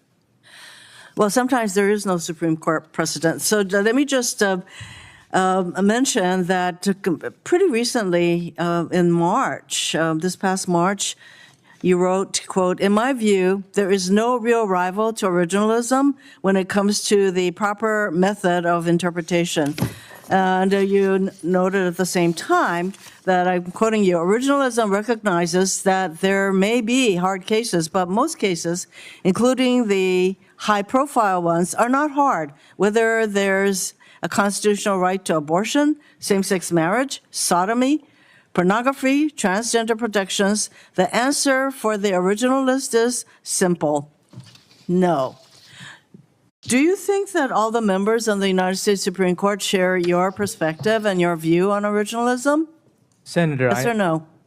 Senator, I understand the justices on the Supreme Court hold different views on the method of interpreting the Constitution. So not all of them hold your view that originalism is like no real rival to how things should be interpreted.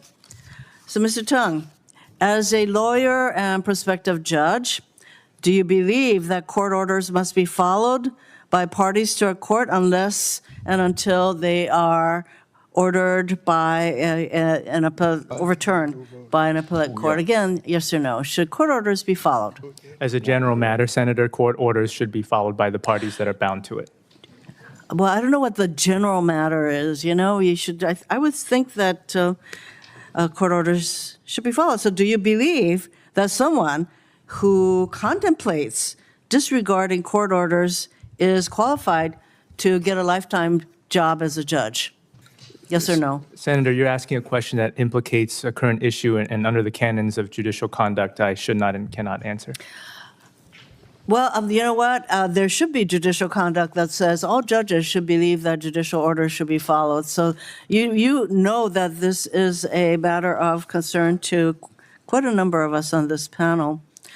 So you were asked various questions about your views on the role of women and that women can do certain things better than men. And I take it that you believe men can do certain things better than women. And the fact that you may have held these views 20 years ago doesn't mean that you no longer hold those views, because I held certain views when I was in college, such as public service is a good thing. I still hold that view.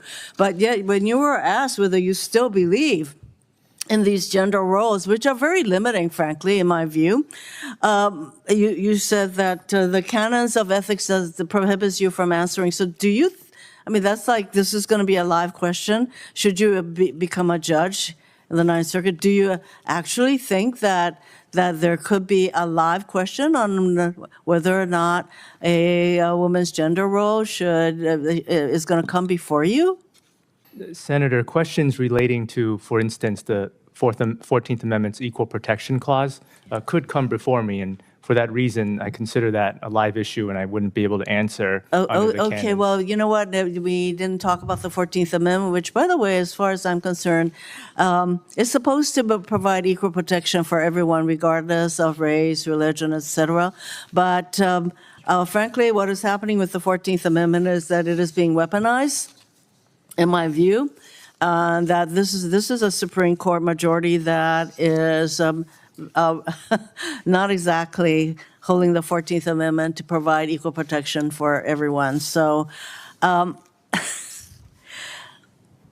just have one more question. You talked about what you call the radical left. What do you mean by radical left? People on the radical left are saying things that are not truthful. What do you mean by the radical left? Senator, I am unsure from where you're pulling that phrase. I don't have the context to answer, Senator. You do remember talking about what you consider to be radical left. Mr. Chairman, I hope that I can submit some questions for the record, and it's so disturbing to me that there are some of our nominees who think that they don't have to really respond. I hope that you are not among those, because I will have some questions for the record. Mr. Tong? Appreciate it, Senator. Okay. Thank you.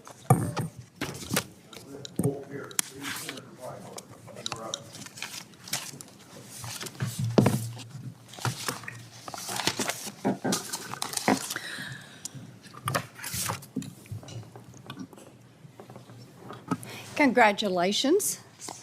I know that you all are pleased to be here, and I congratulate you on your nominations and do indeed look forward to your confirmations. Mr. Dunlap, I want to come to you. I know that you have been a litigator and an appellate litigator. So talk to me about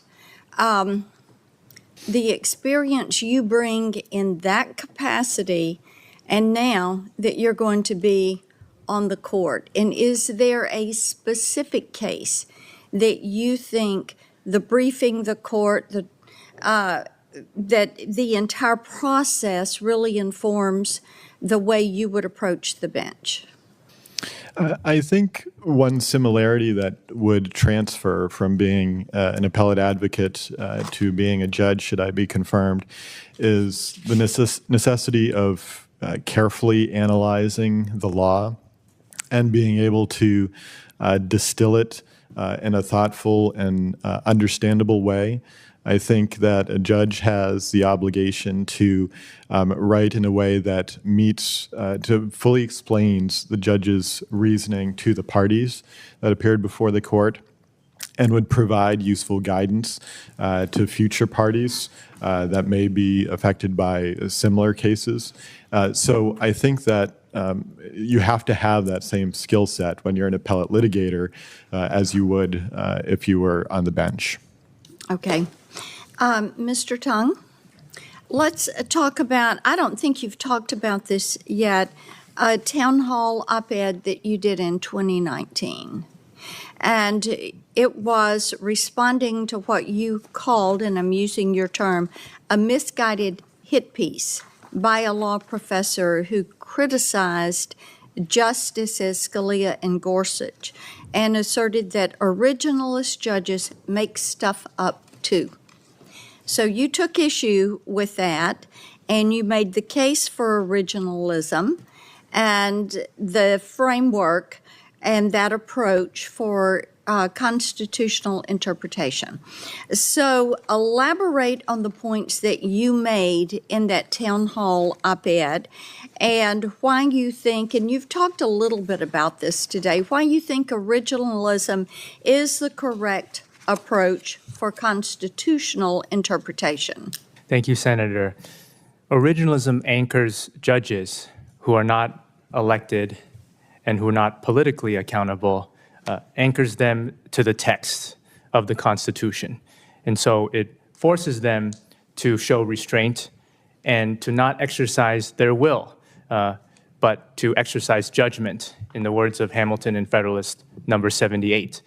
In that op-ed you had mentioned, Senator, the case that was addressed, that was used as an example of originalists making stuff up, was the Kylo versus United States case, which addressed the Fourth Amendment and what constitutes a search under the Fourth Amendment.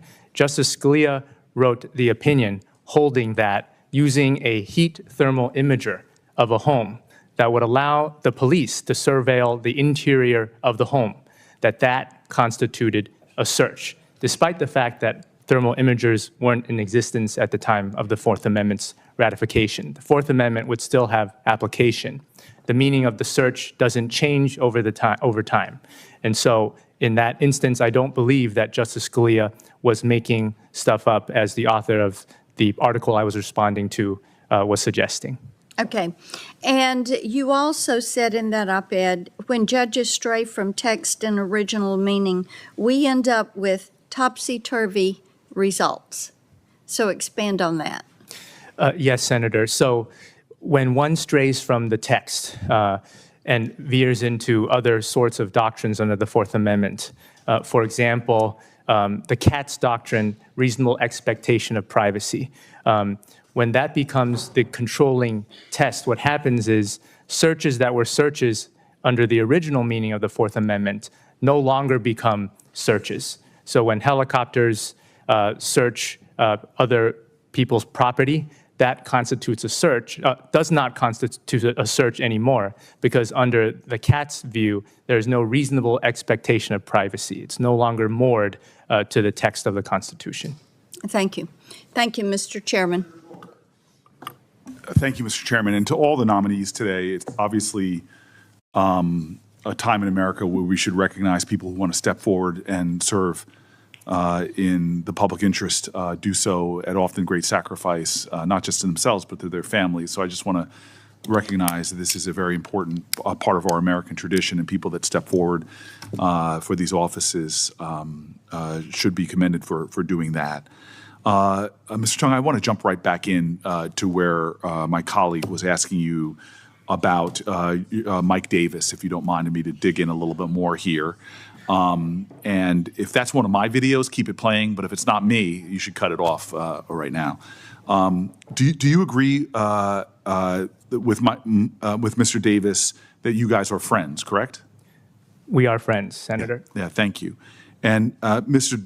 Davis recommended you, or did Mr. Davis recommend you or otherwise mention you to anyone in the Trump administration for this judicial vacancy? I believe he might have, Senator. Thank you, sir. Do you know exactly what did he say or to whom he made that recommendation? I do not know that, Senator. Thank you, sir. Mr. Davis, did Mr. Davis, excuse me, or anyone else associated with the Article 3 project advise or prepare you for any aspect of this nomination? No, Senator. Okay, and Mr. Davis is the founder of the Article 3 Project. According to the organization's website, he founded the Article 3 Project after he helped Trump win the Gorsuch and Kavanaugh nominations. And Mr. Davis said that we saw how relentless and evil too many of today's Democrats have become. They're Marxists who hate America. They believe in censorship. They have politicized and weaponized our justice system. Do you agree with Mr. Davis's statements that today's Democrats are relentless and evil? Senator, Mr. Davis's views as expressed there are not necessarily the views of mine. I didn't ask if they were necessarily. I just asked, do you think that today's Democrats are relentless and evil? Senator, you're asking me to comment on a political question, and as a nominee to a judicial position, I cannot and should not speculate or comment on that. Sir, I spend a lot of time working to try to affirm this fact that we are one nation under God, that the lines that divide us are nowhere near as strong as the ties that bind us. I'm proud of my relationships with my friends on the other side of the aisle. I think it hurts Mr. Kennedy to when I say that he and I are friends. I could say unequivocally, Republicans are not evil, but you're telling me you will not say on the record here that Democrats are not evil. Senator, you're asking a personal and policy-laden question that I cannot answer. So put yourself in the position of a person coming before you who's watching this right now. And you're supposed to be a judge who's impartial.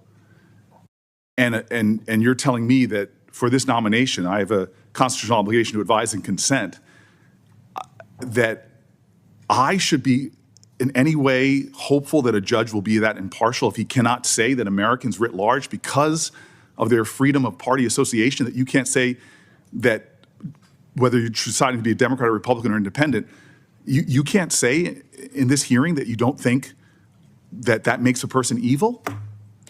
Senator, I can commit to this committee that whoever comes before my court, should I be fortunate enough to be confirmed, will be treated with respect and their arguments will be and not accorded. A presumption that they are evil. Senator, whoever they are, Republican or Democrat or independent, who steps to my court, they will be accorded full consideration of their arguments. Mr. Davis, I don't know what you're afraid of. I really don't, Mr. Tang. I honestly don't know where have we gotten to the point in American history that someone up for a position such as yours, and I've seen this courageously from people on both sides of the aisle who understand that the judiciary should be above partisanship, who understand the judiciary in many ways should be a sobered assessor of fact. It is deeply disappointing to me that you cannot tell the American public right now that the person that you're affiliated with their heated language, with their casting in broad brushes, doubling down on the toxins that are making life here dangerous. And frankly, I've talked to federal judges who tell me about having to protect themselves. We had a horrific incident in our state where a federal judge was targeted, their husband shot, their son killed. In this time in America, to render an answer of, I can't answer that, to me is additive to the toxins that are in our society that are pitting people against each other. You are up for a position in the highest court in the land, and you can't simply say, I don't think Democrats are evil. Is that what you're telling me? Senator, I wish I were up for a position in the highest court of the land, but I'm up for the Ninth Circuit Court of Appeals. Sir, to Americans, the federal courts are the highest courts in the land. So I appreciate your correction and your diligence and dutiful attention to detail. But right now, I am gravely disappointed that you can't simply say what I can say is that my colleagues are not evil, that Democrats are not evil, that Republicans are not evil, and this kind of rhetoric is damaging. I am deeply disappointed, sir.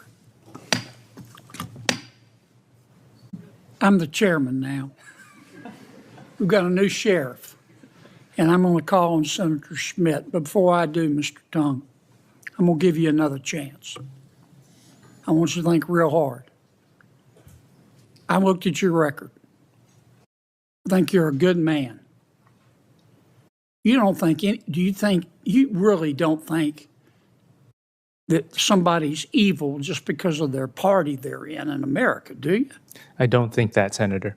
Oh, God bless. Thank you, sir. That's the answer I was looking for, and I don't understand why you wouldn't answer me, maybe because I'm a Democrat, but dear God, that's the easiest question I've heard asked today, and thank you, Chairman Kennedy, for eliciting what is a response we should get from any American who's up for a federal position. I don't think Senator Booker was trying to trick you. You don't think Republicans are evil, do you? I do not. And you don't think independents are evil, do you? No, Senator. And you don't think Democrats are evil, do you? Senator, I do not. Good. Senator Schmidt. Thank you. Thank you, Mr. Chairman. I also want to, I appreciate, even that you answered the question, I appreciate your restraint on that. I wish more judges would show that kind of restraint in weighing into political questions like Judge Boasberg. Judge Boasberg, before he had any of these cases that he's wrongly decided and been slapped down by the Supreme Court, opined that President Trump wouldn't abide by court orders, which is not true. And I'm glad the Department of Justice has referred Judge Boasberg for disciplinary action. Because judges have no role in weighing in on political questions or making political statements. That's not their job. And I would argue that the more they do that, it debases the respect that the American people will have for our courts if they view them as politicians. So I appreciate the sentiment. I'm glad we don't think everybody's evil, but I appreciate the restraint that you're trying to exhibit in this hearing. And I wish, again, Judge Boasberg would have exhibited that restraint, because not only is he a terrible liberal activist judge, he's also lost the respect and should be disciplined. I'm glad the DOJ has moved forward with that. I want to just take a moment to talk about, and by the way, the Article 3 project, I just want to say something, is doing a very important job of hitting back against a lot of the smears that have come judges' ways just because they happen to be appointed by President Trump. I mean, Judge Beauvais is the most recent example, so I appreciate their advocacy. I want to talk a minute about dissents. We can talk about, in the Dred Scott case, Judge Curtis's dissent that became the rallying cry for the abolitionist movement. In Plessy versus Ferguson, Justice Marshall Harlan dissented and laid the groundwork for Brown versus Board of Education. In Roe v. Wade, Justice Rehnquist warned against the Supreme Court unilaterally inventing rights that lacked historical or constitutional grounding as a fundamental right. In lower courts, you had Justice Alito's dissent in the Casey decision, which gave the pro-life movement, I think, a lot of hope for the days ahead. I could go on, and I bring this up because for both of you, it's going to play a very important role in the job that you have in front of you. The Ninth Circuit is historically the most overturned circuit at the Supreme Court in recent decades. In the past 2 years, the First Circuit, which has 0 Republican-appointed judge, has been reversed in 100% of the cases the Supreme Court has taken up on the merits. We need judges who are willing to stand up on principle. There's a lot of heat coming your way. There's a lot of vitriol that will come your way.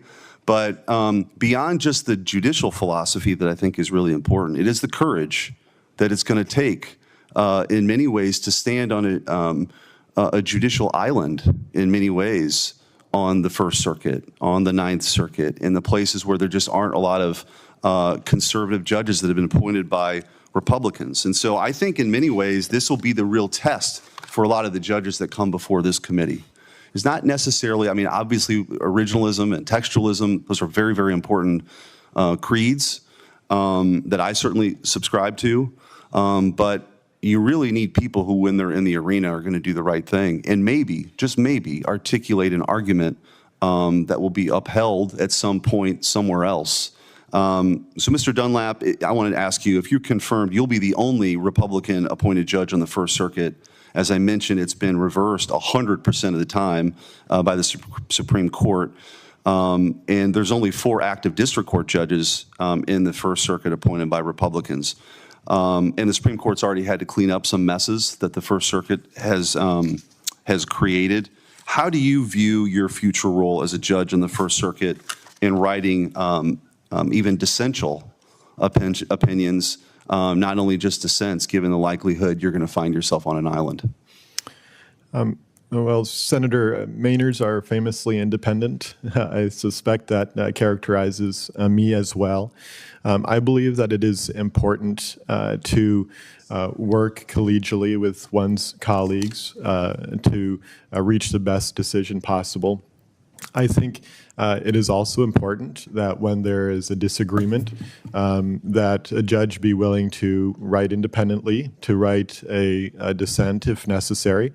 I believe that dissents and concurrences can help further the dialogue within the court, can highlight important issues for consideration in the future. And yes, in certain circumstances, it may call attention to an issue that may warrant review by the Supreme Court. So in all of my efforts, should I be confirmed, I would seek to work both collegially and independently on the court. Mr. Tong, how do you view that as well? Senator, judges take an oath to uphold the Constitution, and if that means requiring writing a dissent, I will do that if I were confirmed on the Ninth Circuit. Justices Scalia and Gorsuch wrote numerous dissents, and I hope to follow in their stead where necessary. Thank you. Thank you, Mr. Chairman. Thank you. Senator Coons.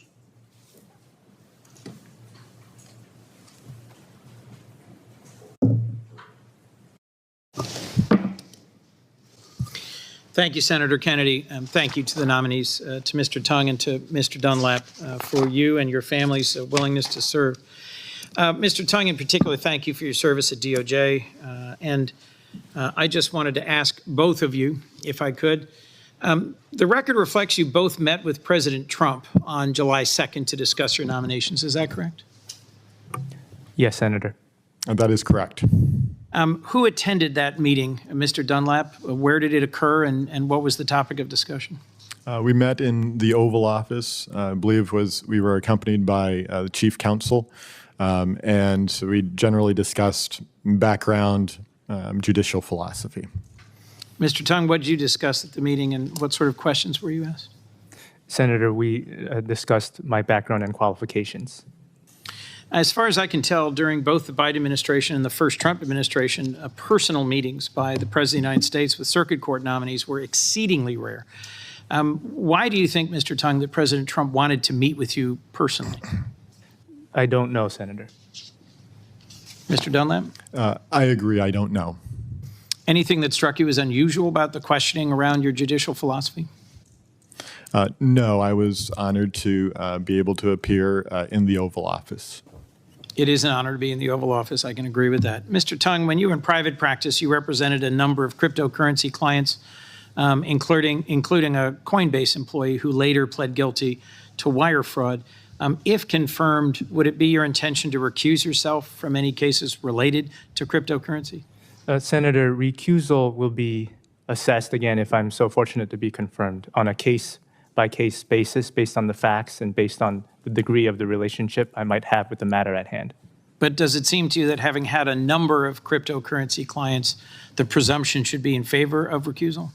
Not necessarily, Senator. It is a fact-specific inquiry that I would engage in I know. carefully. I'm familiar with the inquiry. What about cases brought by Jones Day? I may recuse for a time in cases brought by my firm, Jones Day. Why would the recusal be time-bound? Well, because after a period of time, the conflict of interest and the perception of the conflict of interest may have dissipated and be banished. Can you give me any entirely. sense of what that period of time might be in your estimation? I will assess that question, Senator, and I will consult my colleagues on how to apply that particular statute. What sort of factors do you think you would weigh when considering whether to recuse from a case involving Coinbase or Jones Day? Just give me a little more color as to what kinds of things would cause you to conclude you had a potential conflict of interest or an appearance. Sure. The parties, the relationship that I may or may not have with the parties involved, the kinds of legal issues that are implicated in the case at hand, whether I had been personally involved in the matter as a private litigant. I think all those would be factors that I would consider. Mr. Dunlap, I want to talk about one of the pillars of our judicial system, stare decisis. You've written a blog post for your firm about when it might be appropriate for a court to overturn established precedent. If confirmed, when would it be appropriate for you to draft an opinion overturning First Circuit precedent? So First Circuit precedent could only be overturned en banc, and the court would consider the importance of the issue raised, would consider potential conflicts with other cases in determining whether or not to take it en banc. And if the court did take a case en banc, you would consider a variety of factors. You would consider reliance interest. You would consider the quality of the legal reasoning. You would consider subsequent... Help me understand, Mr. Dunlap, if you might forgive me, the contours of reliance interest. So the reliance interest is the extent to which parties may have shaped their conduct in a way that is relying upon the existence of a particular precedent. And would a precedent that had been well settled for, let's say, 50 years be one that would likely have produced reliance interest? That would be a possibility. It would certainly be a consideration that the court would need to take into account. What would you do if asked to apply Supreme Court precedent with which you disagree? I would be bound by the rulings of the Supreme Court. And what are the contours of being bound?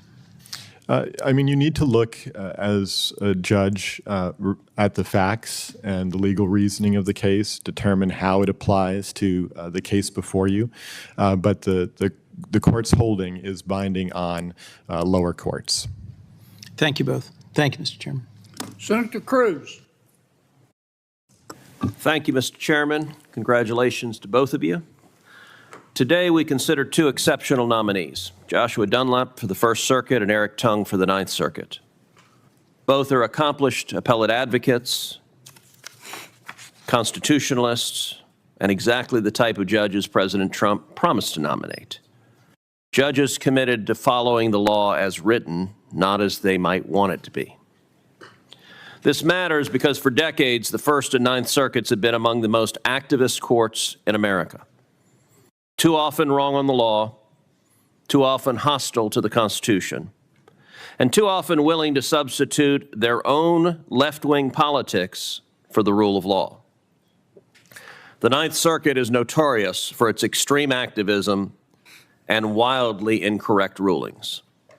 It is by far the largest circuit in the country, covering 9 western states, including California, Washington, and Oregon, and still the circuit overreaches, trying to dictate policy decisions far beyond its bounds.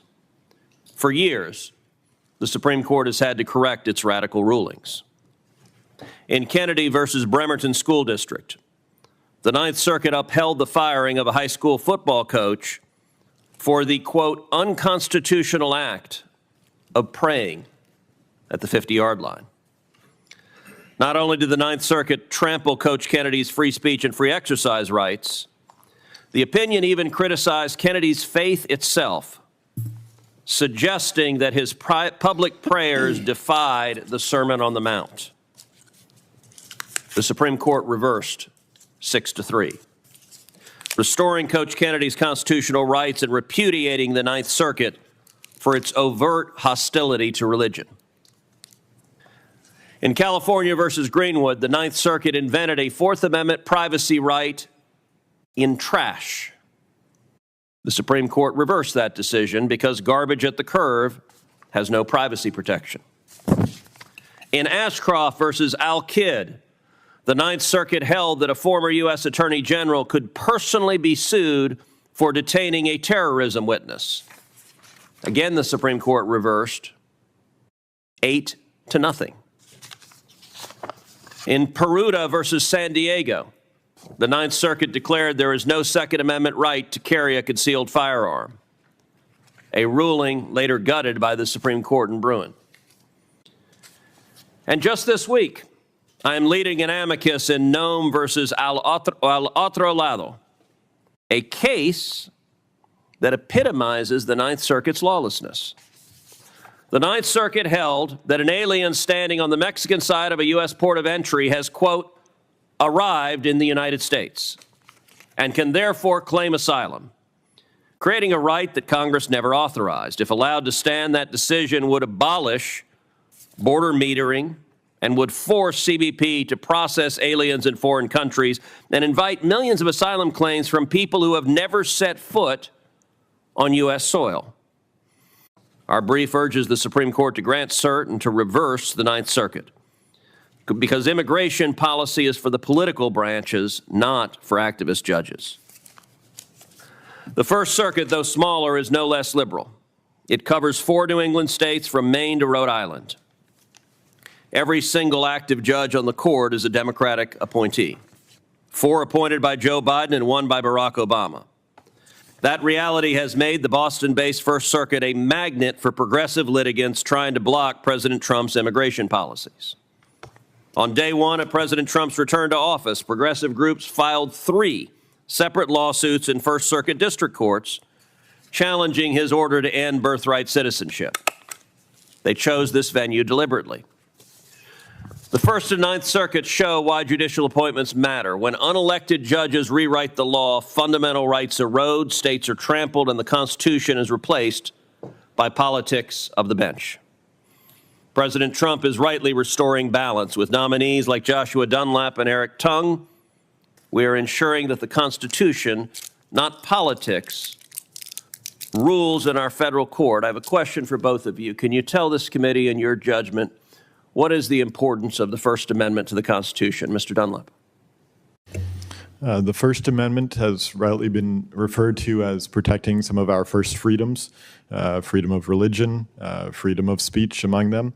As a member of the federal judiciary, should I be confirmed, I would seek to equally apply that provision along with all other provisions to the parties who appear before me. Mr. Tong. Senator, the First Amendment is critically important to our Constitution, as the Supreme Court has held time and time again, including in the case you mentioned, Kennedy versus Bremerton. Thank you. All right, thank you, gentlemen. This concludes panel 1. We appreciate your testimony. Mr. Meredith, Mr. Mercer, please come forward. Stand at the witness table for me.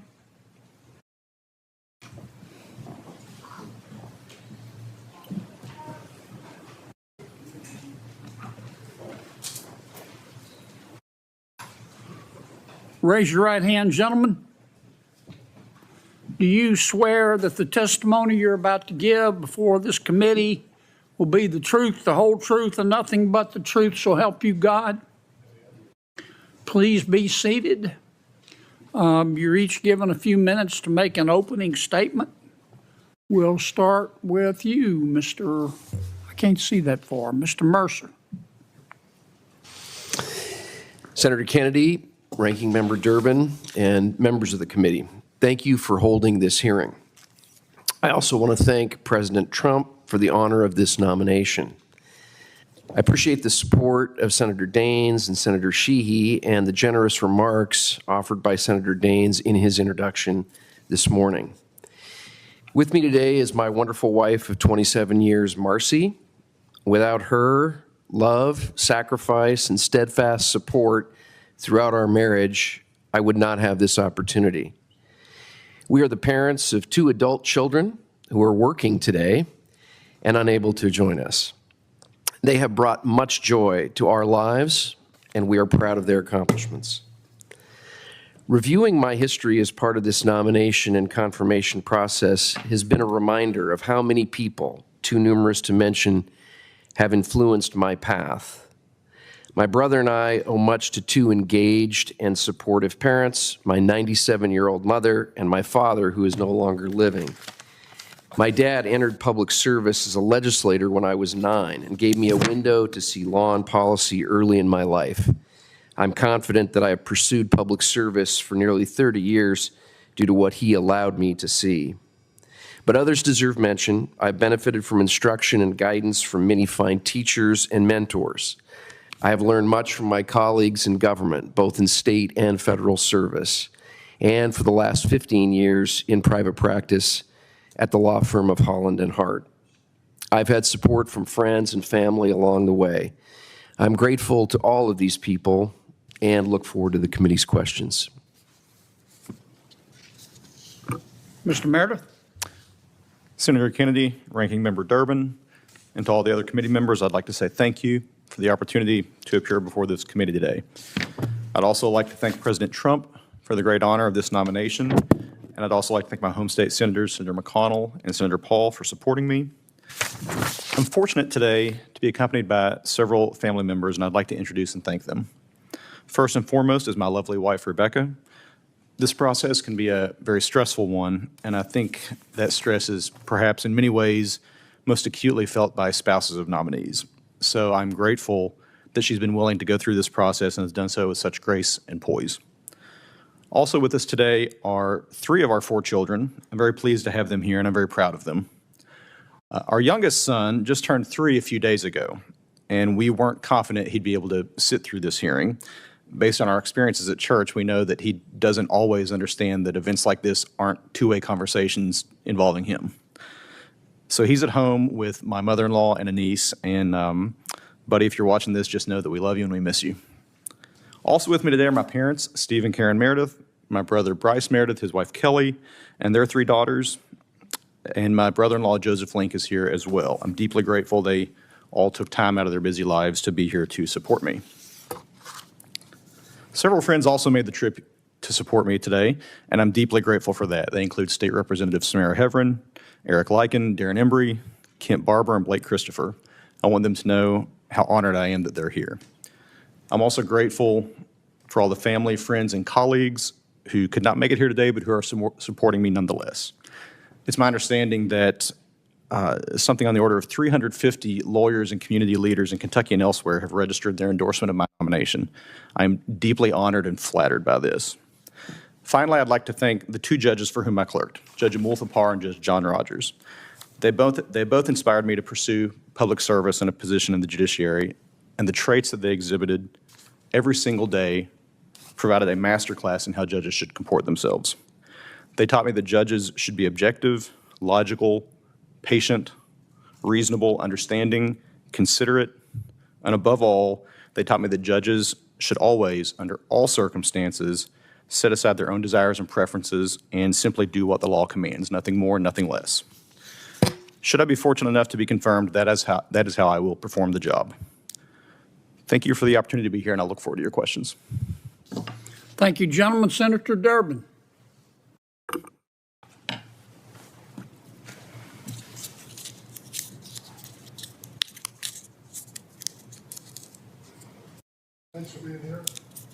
Thanks for being here, and appreciate your family and friends joining with you on this important day in your lives. Mr. Meredith, you heard my opening statement relative to the pardons that were given by the governor of Kentucky. Why don't we give you an opportunity now to explain the questions that I raised? Senator, I can tell you that I learned about the governor's last-minute controversial pardons in the media after we left office. And I remember in your opening remarks, you mentioned the Baker pardon, and I can tell you without hesitation that I did not review that pardon file, and I did not advise the governor on that. How about another individual who received a commuted sentence, Dayton Jones, child predator convicted of sodomizing an unconscious boy and causing life-threatening injuries? Same answer, Senator. I did not review that file, nor did I advise the governor on that. Who advised the governor in terms of his pardon policy? Well, there were several lawyers in the office. I don't know who advised the governor. I don't know if anybody did.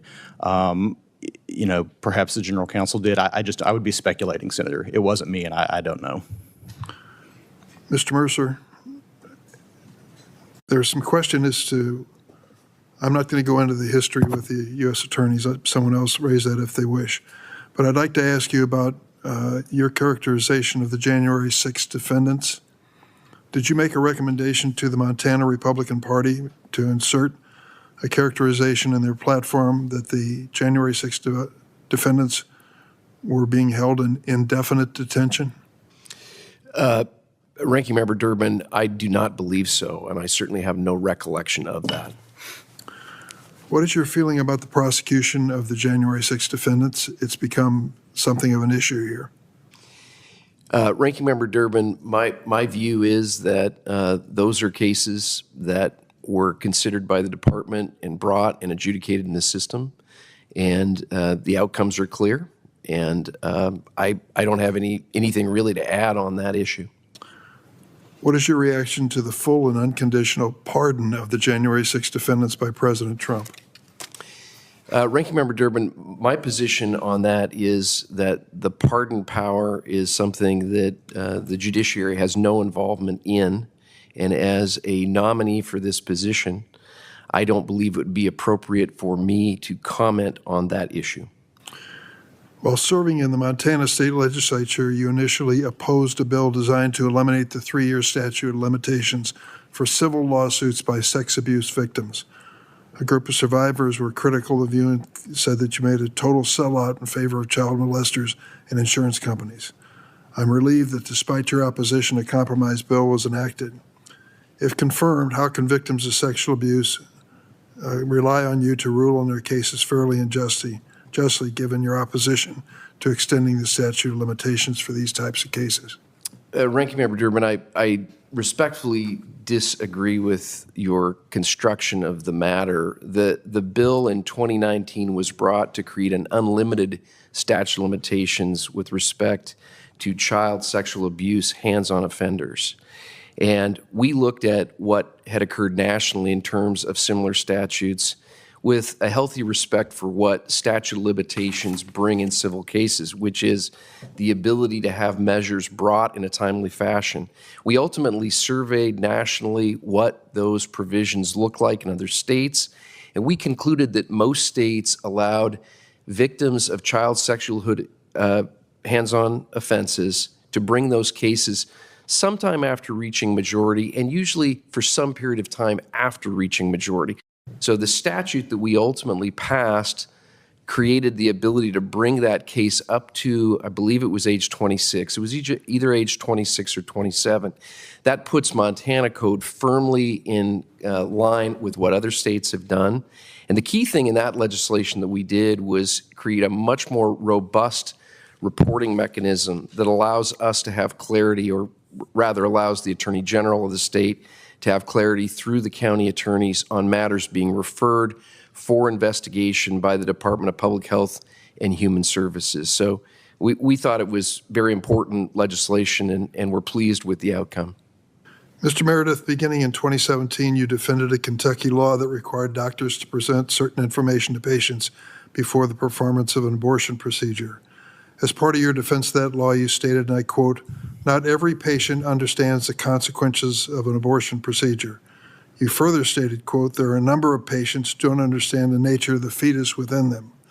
Mr. Meredith, what was your basis for asserting that female patients do not understand their own medical needs? Senator, my recollection is that those arguments were rehashing for the court the evidence that was in the record. My recollection is that there were several sworn declarations in the record. What were the sources? Do you know? I'm sorry, Senator? What were the sources of those statements? Those were declarations from individuals who had received abortions in the past. You believe that female patients are less likely or less able to understand medical advice than male patients? Senator, I'm sorry, I'm not sure I understand your question. Could you? Well, you said not every patient understands the consequences, and we certainly know that we're talking primarily of women of childbearing status. And you went on to say there are a number of patients who don't understand the nature of the fetus. Do you believe that female patients are less likely to understand this? No, Senator, what we were saying in those arguments is we were summarizing the evidence in the record for the court. There were several witnesses who testified by sworn declaration that they wished, my recollection is they said they wished they had that information because they didn't quite understand the nature and the consequences of Didn't understand the nature of the fetus, women? My recollection is that the testimony in the record in those sworn declarations said that would have been helpful information that they would have liked to have had. And I believe that also was kind of hearkening back to statements in the Supreme Court's Casey opinion, as well as perhaps Gonzalez v. Carhart. I'm going to tell you that I don't understand what you're saying based on this quote here. And if you wish, it's your decision. If you want to clarify what you've just said in light of what I quoted, please do so, because at this point I believe there's really a serious question as to what you were trying to say. Senator, we were just simply making an argument based on the evidence in the record, and it was the Your decision as to whether you want to clarify it, but at this point I think it's going to be a problem for some of us. Thank you very much. Senator Welch. Thank you very much, Mr. Chairman. I think it is. Mr. Meredith, I want to ask you about these pardons, and I know you've been asked about it, but my understanding is that Mr. Baker, he posed as a U.S. Marshal. Is that correct? Senator, I don't know. As I told Senator Durbin, I did not review any pardon file for Mr. Baker and did not advise the governor on that. So I'm not aware of the facts and circumstances. Seriously? Senator, I've read about it in the media. So you're aware? Well, I don't know the specifics of what you're talking about. I generally know that an individual with that name received a pardon, but I don't know the facts and circumstances of any of. I'm asking you whether you know that he posed as a marshal. I do not know that, Senator. I don't know that. I know that he was convicted. Well, my understanding is that he was originally convicted of a murder, I believe, but I don't know the facts and circumstances, Senator. I mean, this was widely reported in Kentucky. It was very controversial. Well, Senator, I think this was in the news maybe roughly 5 years ago, and all the details that were reported escaped me. Senator McConnell said that this was completely inappropriate. Are you aware of that? To pardon him? Senator, I recall that many elected officials made comments about that. I don't remember specifics. You know what? You're a lawyer. Yes, sir. And you understand specificity matters, right?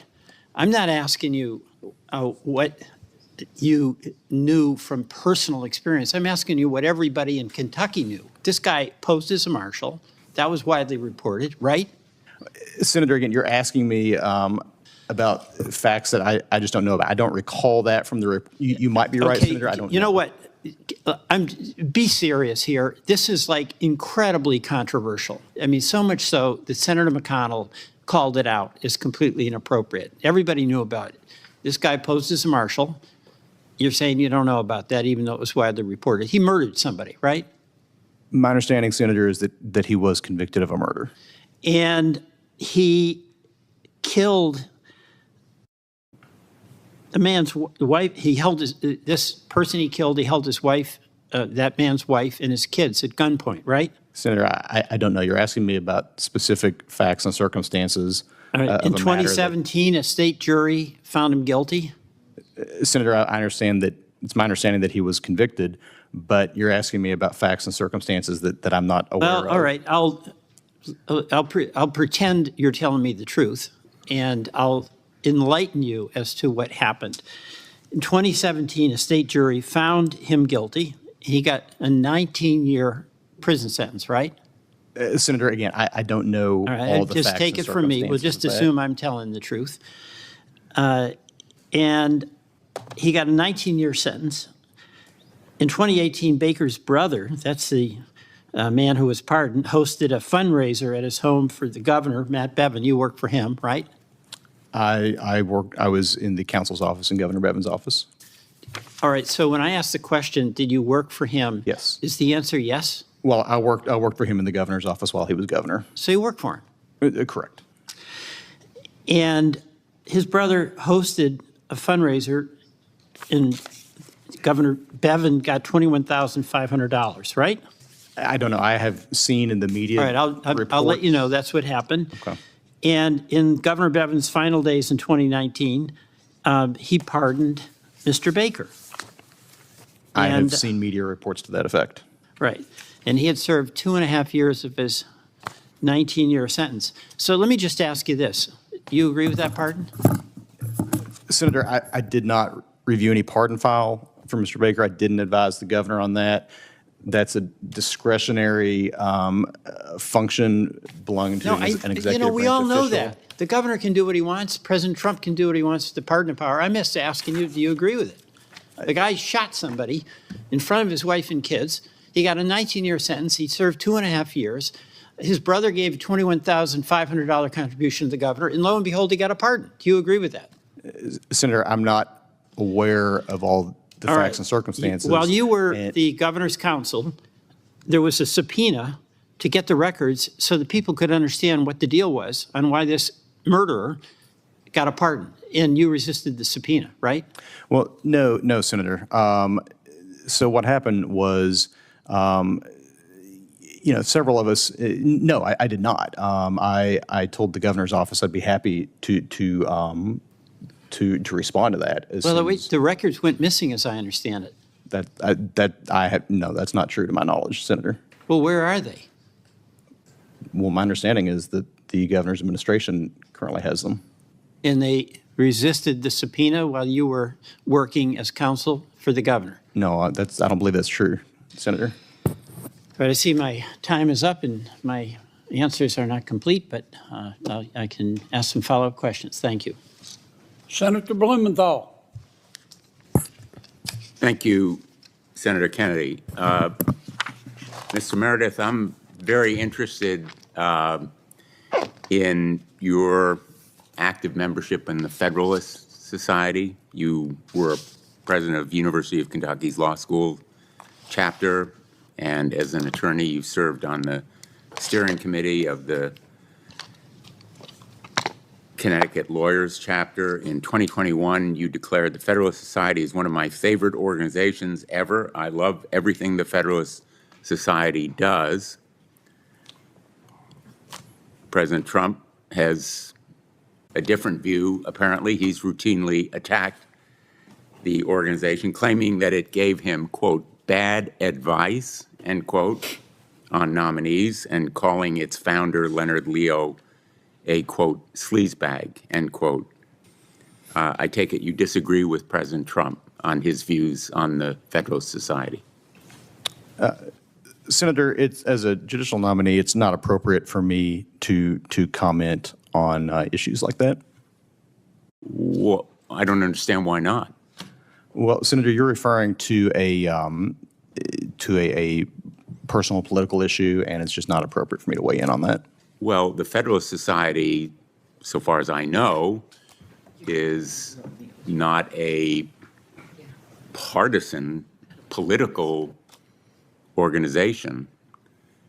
You're an active member of it. I'm asking you whether you agree with President Trump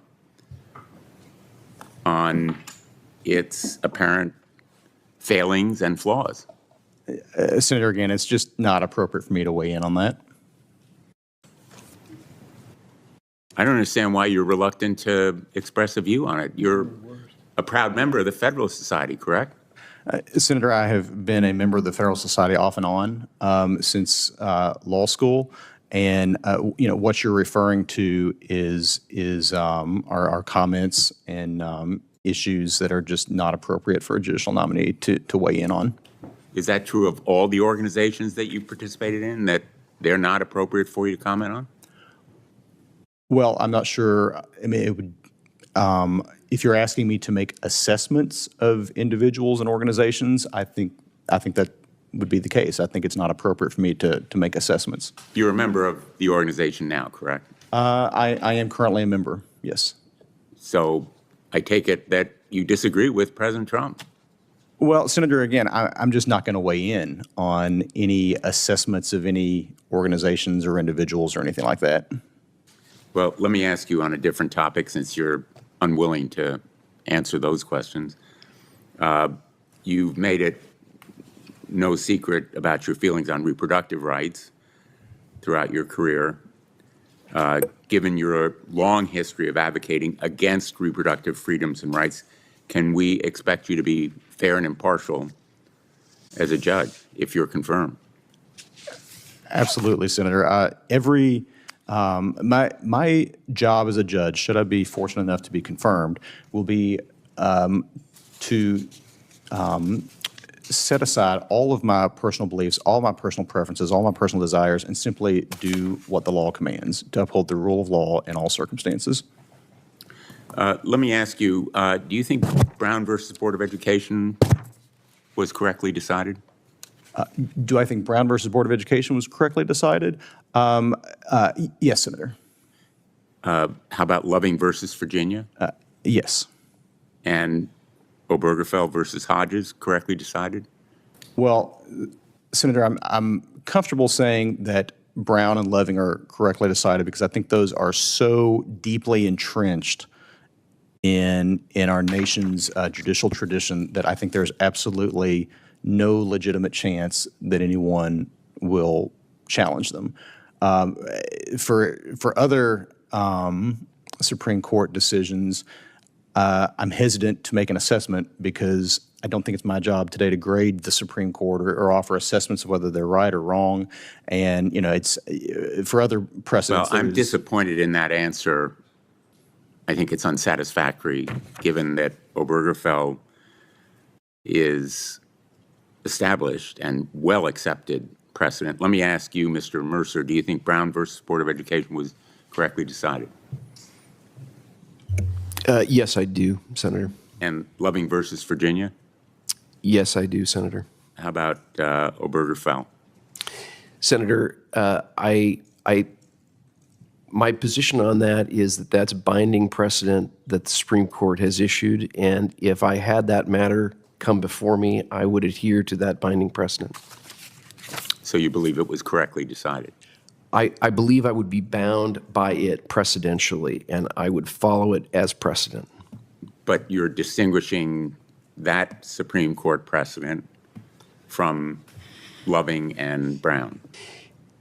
Senator, as this committee has heard from other nominees, given the passage of time and as my fellow panelists has indicated, that history, that you have heard from other nominees the same thing, and I believe that's the correct answer. Thank you, Mr. Chairman. Senator Klobuchar. Thank you very much, Mr. Chairman. I'm sorry, what did you call me? I called you Mr. Chairman. Well, thank you. We're all calling you that right now because you are holding the gavel, I sir. never called him Mr. Chairman.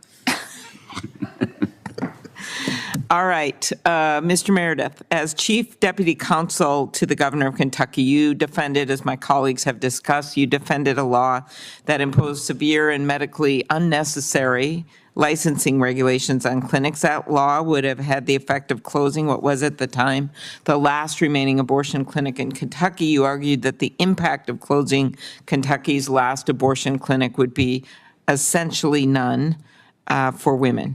Why did you argue that closing the clinic would not have an impact on the women of Kentucky?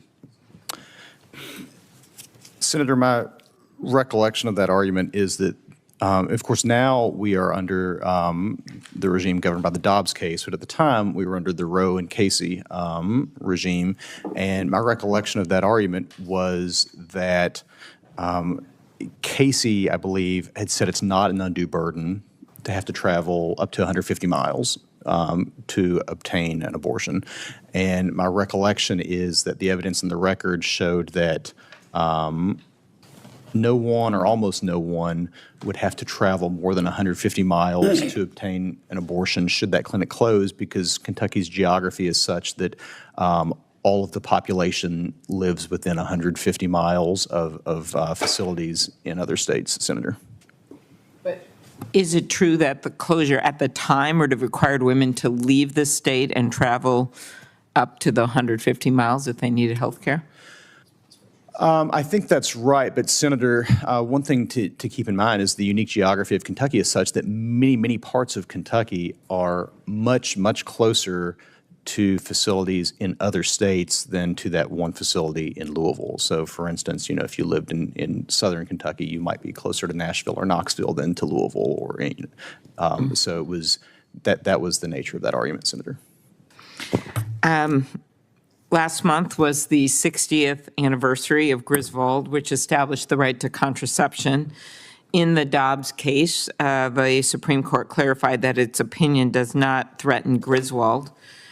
They said nothing in this opinion should be understood to cast doubt on precedents that do not concern abortion. If confirmed, will you commit to adhering to the precedent established by Griswold and upholding the right to contraception? Senator, I can commit to you that I will follow and faithfully apply all binding precedents of the United States Supreme Court. Along those lines, Mr. Mercer, Chief Justice John Roberts wrote in his most recent end-of-year report that disregarding federal court rulings is, quote, dangerous, end quote, and, quote, must be soundly rejected, end quote. Do you agree with Chief Justice Roberts that any suggestion of disregarding a court's ruling must be soundly rejected? Senator, I certainly have always advised clients to comply with court orders, and I believe that that is an essential feature. There, I believe, are extremely rare circumstances in which there may be a basis to challenge the existence of a court order. But again, throughout the entirety of my career, and if I have the honor of being confirmed, it will be my expectation that any party subject to an order that I issue would follow it.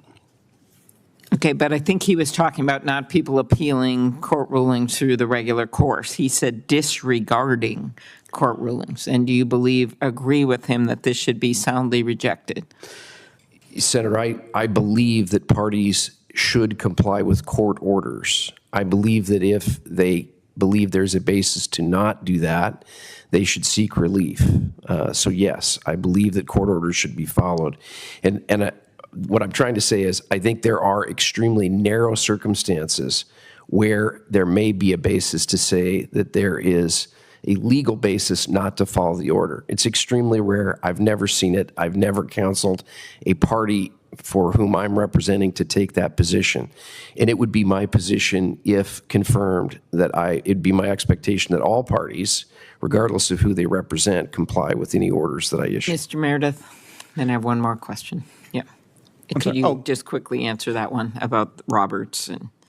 Sure, Senator. I agree with the testimony of other witnesses who have appeared before this committee in recent months, like Judge Whitney Hermendorfer, Solicitor General John Sauer, Professor Kate Shaw, all of whom I understand to have said the general rule is that a party before a court must obey the court's order. However, there are potentially certain narrow exceptions to that. Okay, so just last thing, we were talking about the Kentucky law and your role, and given the fact that you didn't look at this as an enormous burden for these women to go 150 miles and to go to another state, what would you say to litigants who question that you can be even-handed in applying the law, including women trying to vindicate their rights? Senator, what I'll say to that is that I will be fair-minded and even-handed with all litigants in my court, should I be fortunate enough to be concerned. And I think you can look at the fact that attorneys from all across the political spectrum and are supporting me, co-counsel, opposing counsel, people with all different viewpoints, and that's because they know that I understand the difference between being an advocate and being a judge. When I was an executive branch lawyer, it was my obligation to represent the Commonwealth and defend the Commonwealth's laws. But as a judge, it'll be my obligation to set aside all other personal beliefs, policy preferences, things of that nature, and just simply follow the law. Thank you. Mr. Chairman, may I have permission to enter into the record 2 articles from Louisville papers, one the Courier-Journal and one from the Louisville News? Without objection. Thank you. Mr. Meredith, you worked for Governor Bevin? Yes, Senator. You were his lawyer? I was one of the lawyers in the office, Senator. Okay. Governor Bevin issued some controversial pardons, is that right? He did, Senator. The FBI investigated those pardons, did it not? Yes, Senator, that's right. Did the FBI file charges against Governor Bevin? My understanding is they did not, Senator. Okay. Did you advise Governor Bevin on any of those controversial pardons? The only controversial pardon that I advised him on was one for Mr. Irvin Edge, and I recommended that Mr. Edge not be pardoned. And was he pardoned?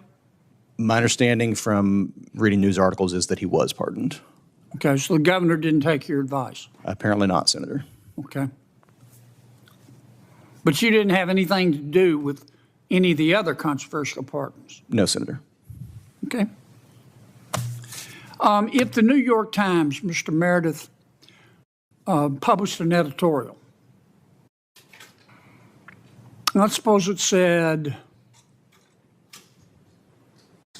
Senator Kennedy is a bad senator. We don't like him. We think he's an ignorant slut.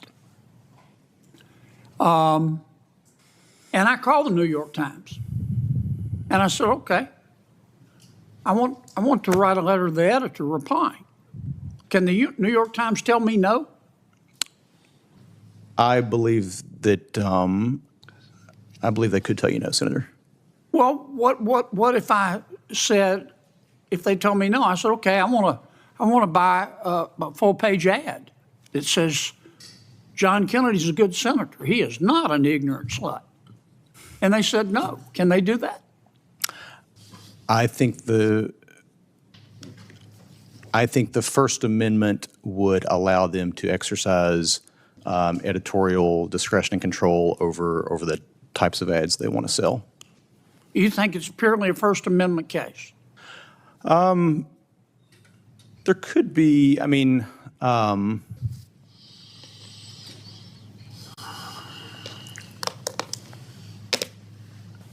think there are potentially other laws that could govern how they make their decisions to sell ads. But I think if they're making a decision about whether you can buy an ad that says Senator Kennedy's a good senator, I think they've I think the First Amendment would allow them to exercise. Suppose I'm running for re-election after this editorial, and I go to my local television station and I say I want to run a political ad, and they say no. The New York Times says you're an ignorant slut. We're not going to run your ad. Can they do that? I think that's governed. That's governed by different laws pertaining to the airwaves, which are governed by federal statutes. There's only one Constitution. That's right. How can a news organization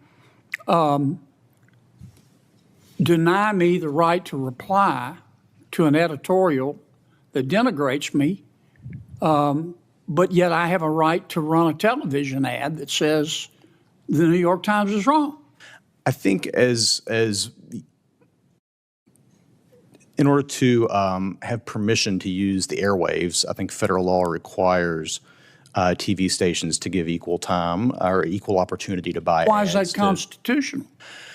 Well, it's constitutional because my understanding, at least, is that the federal government controls the airwaves. Essentially, are federal property that the federal government can regulate and authorize the use of. Yeah, but the federal government has to abide by the First Amendment, doesn't it? It does. I don't know. Explain to me how the New York Times can say no to me wanting a right of reply, but a TV station can't prohibit me from replying. Senator, my understanding of the law is that the airwaves would be a public resource that the federal government regulates. You think they're a common carrier? I don't know the law on this specifically, Senator. I don't know that the common carrier analysis would apply there. Perhaps it would. I don't know. Well, suppose I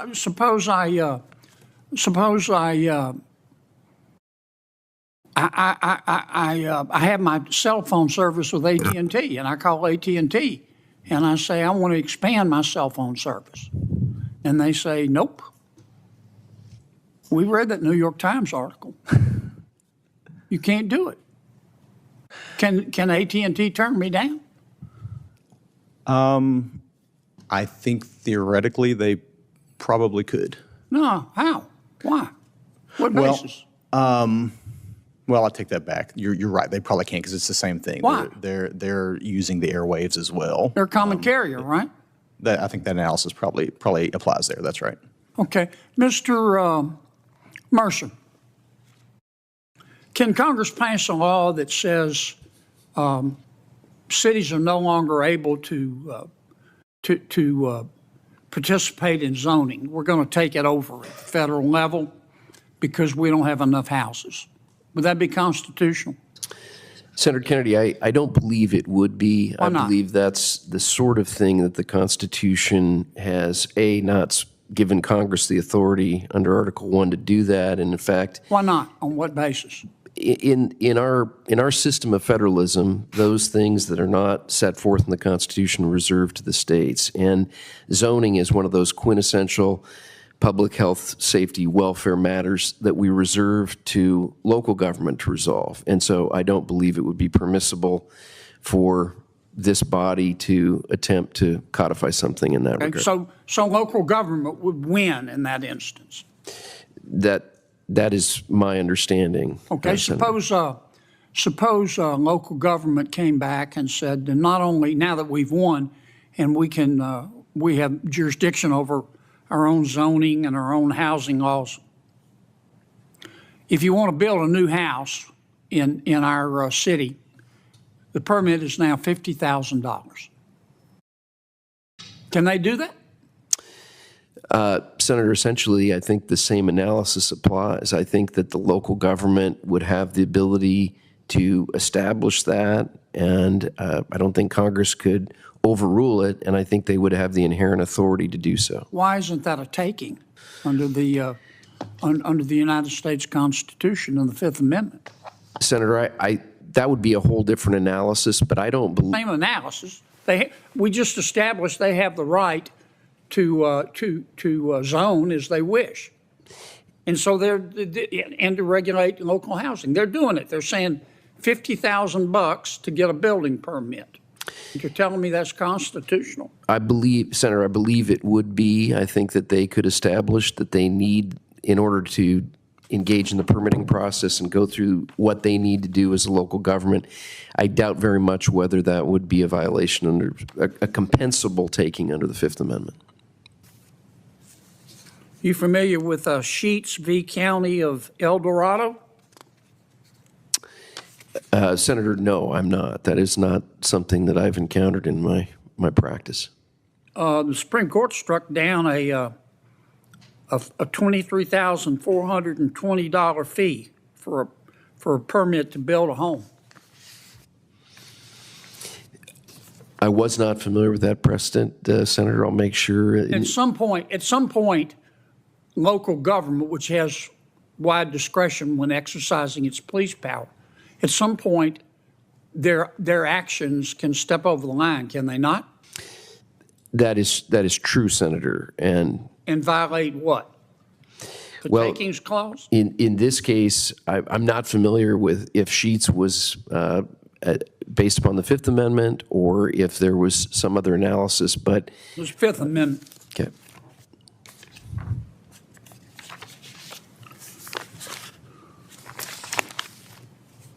Y'all hungry? I am. Yes, Senator. Okay. All right, gentlemen, thank you. Thanks to all the nominees today. Written questions for the record may be submitted until August 6th at 5 o'clock. We would ask you to respond promptly. This hearing is adjourned.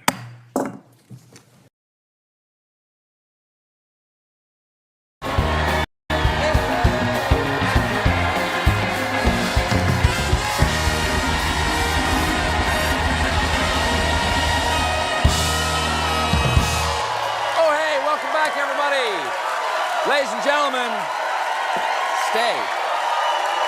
Ladies and gentlemen, my guest tonight was Vice President of the United States. Please welcome her back to The Late Show, Vice President Kamala Harris.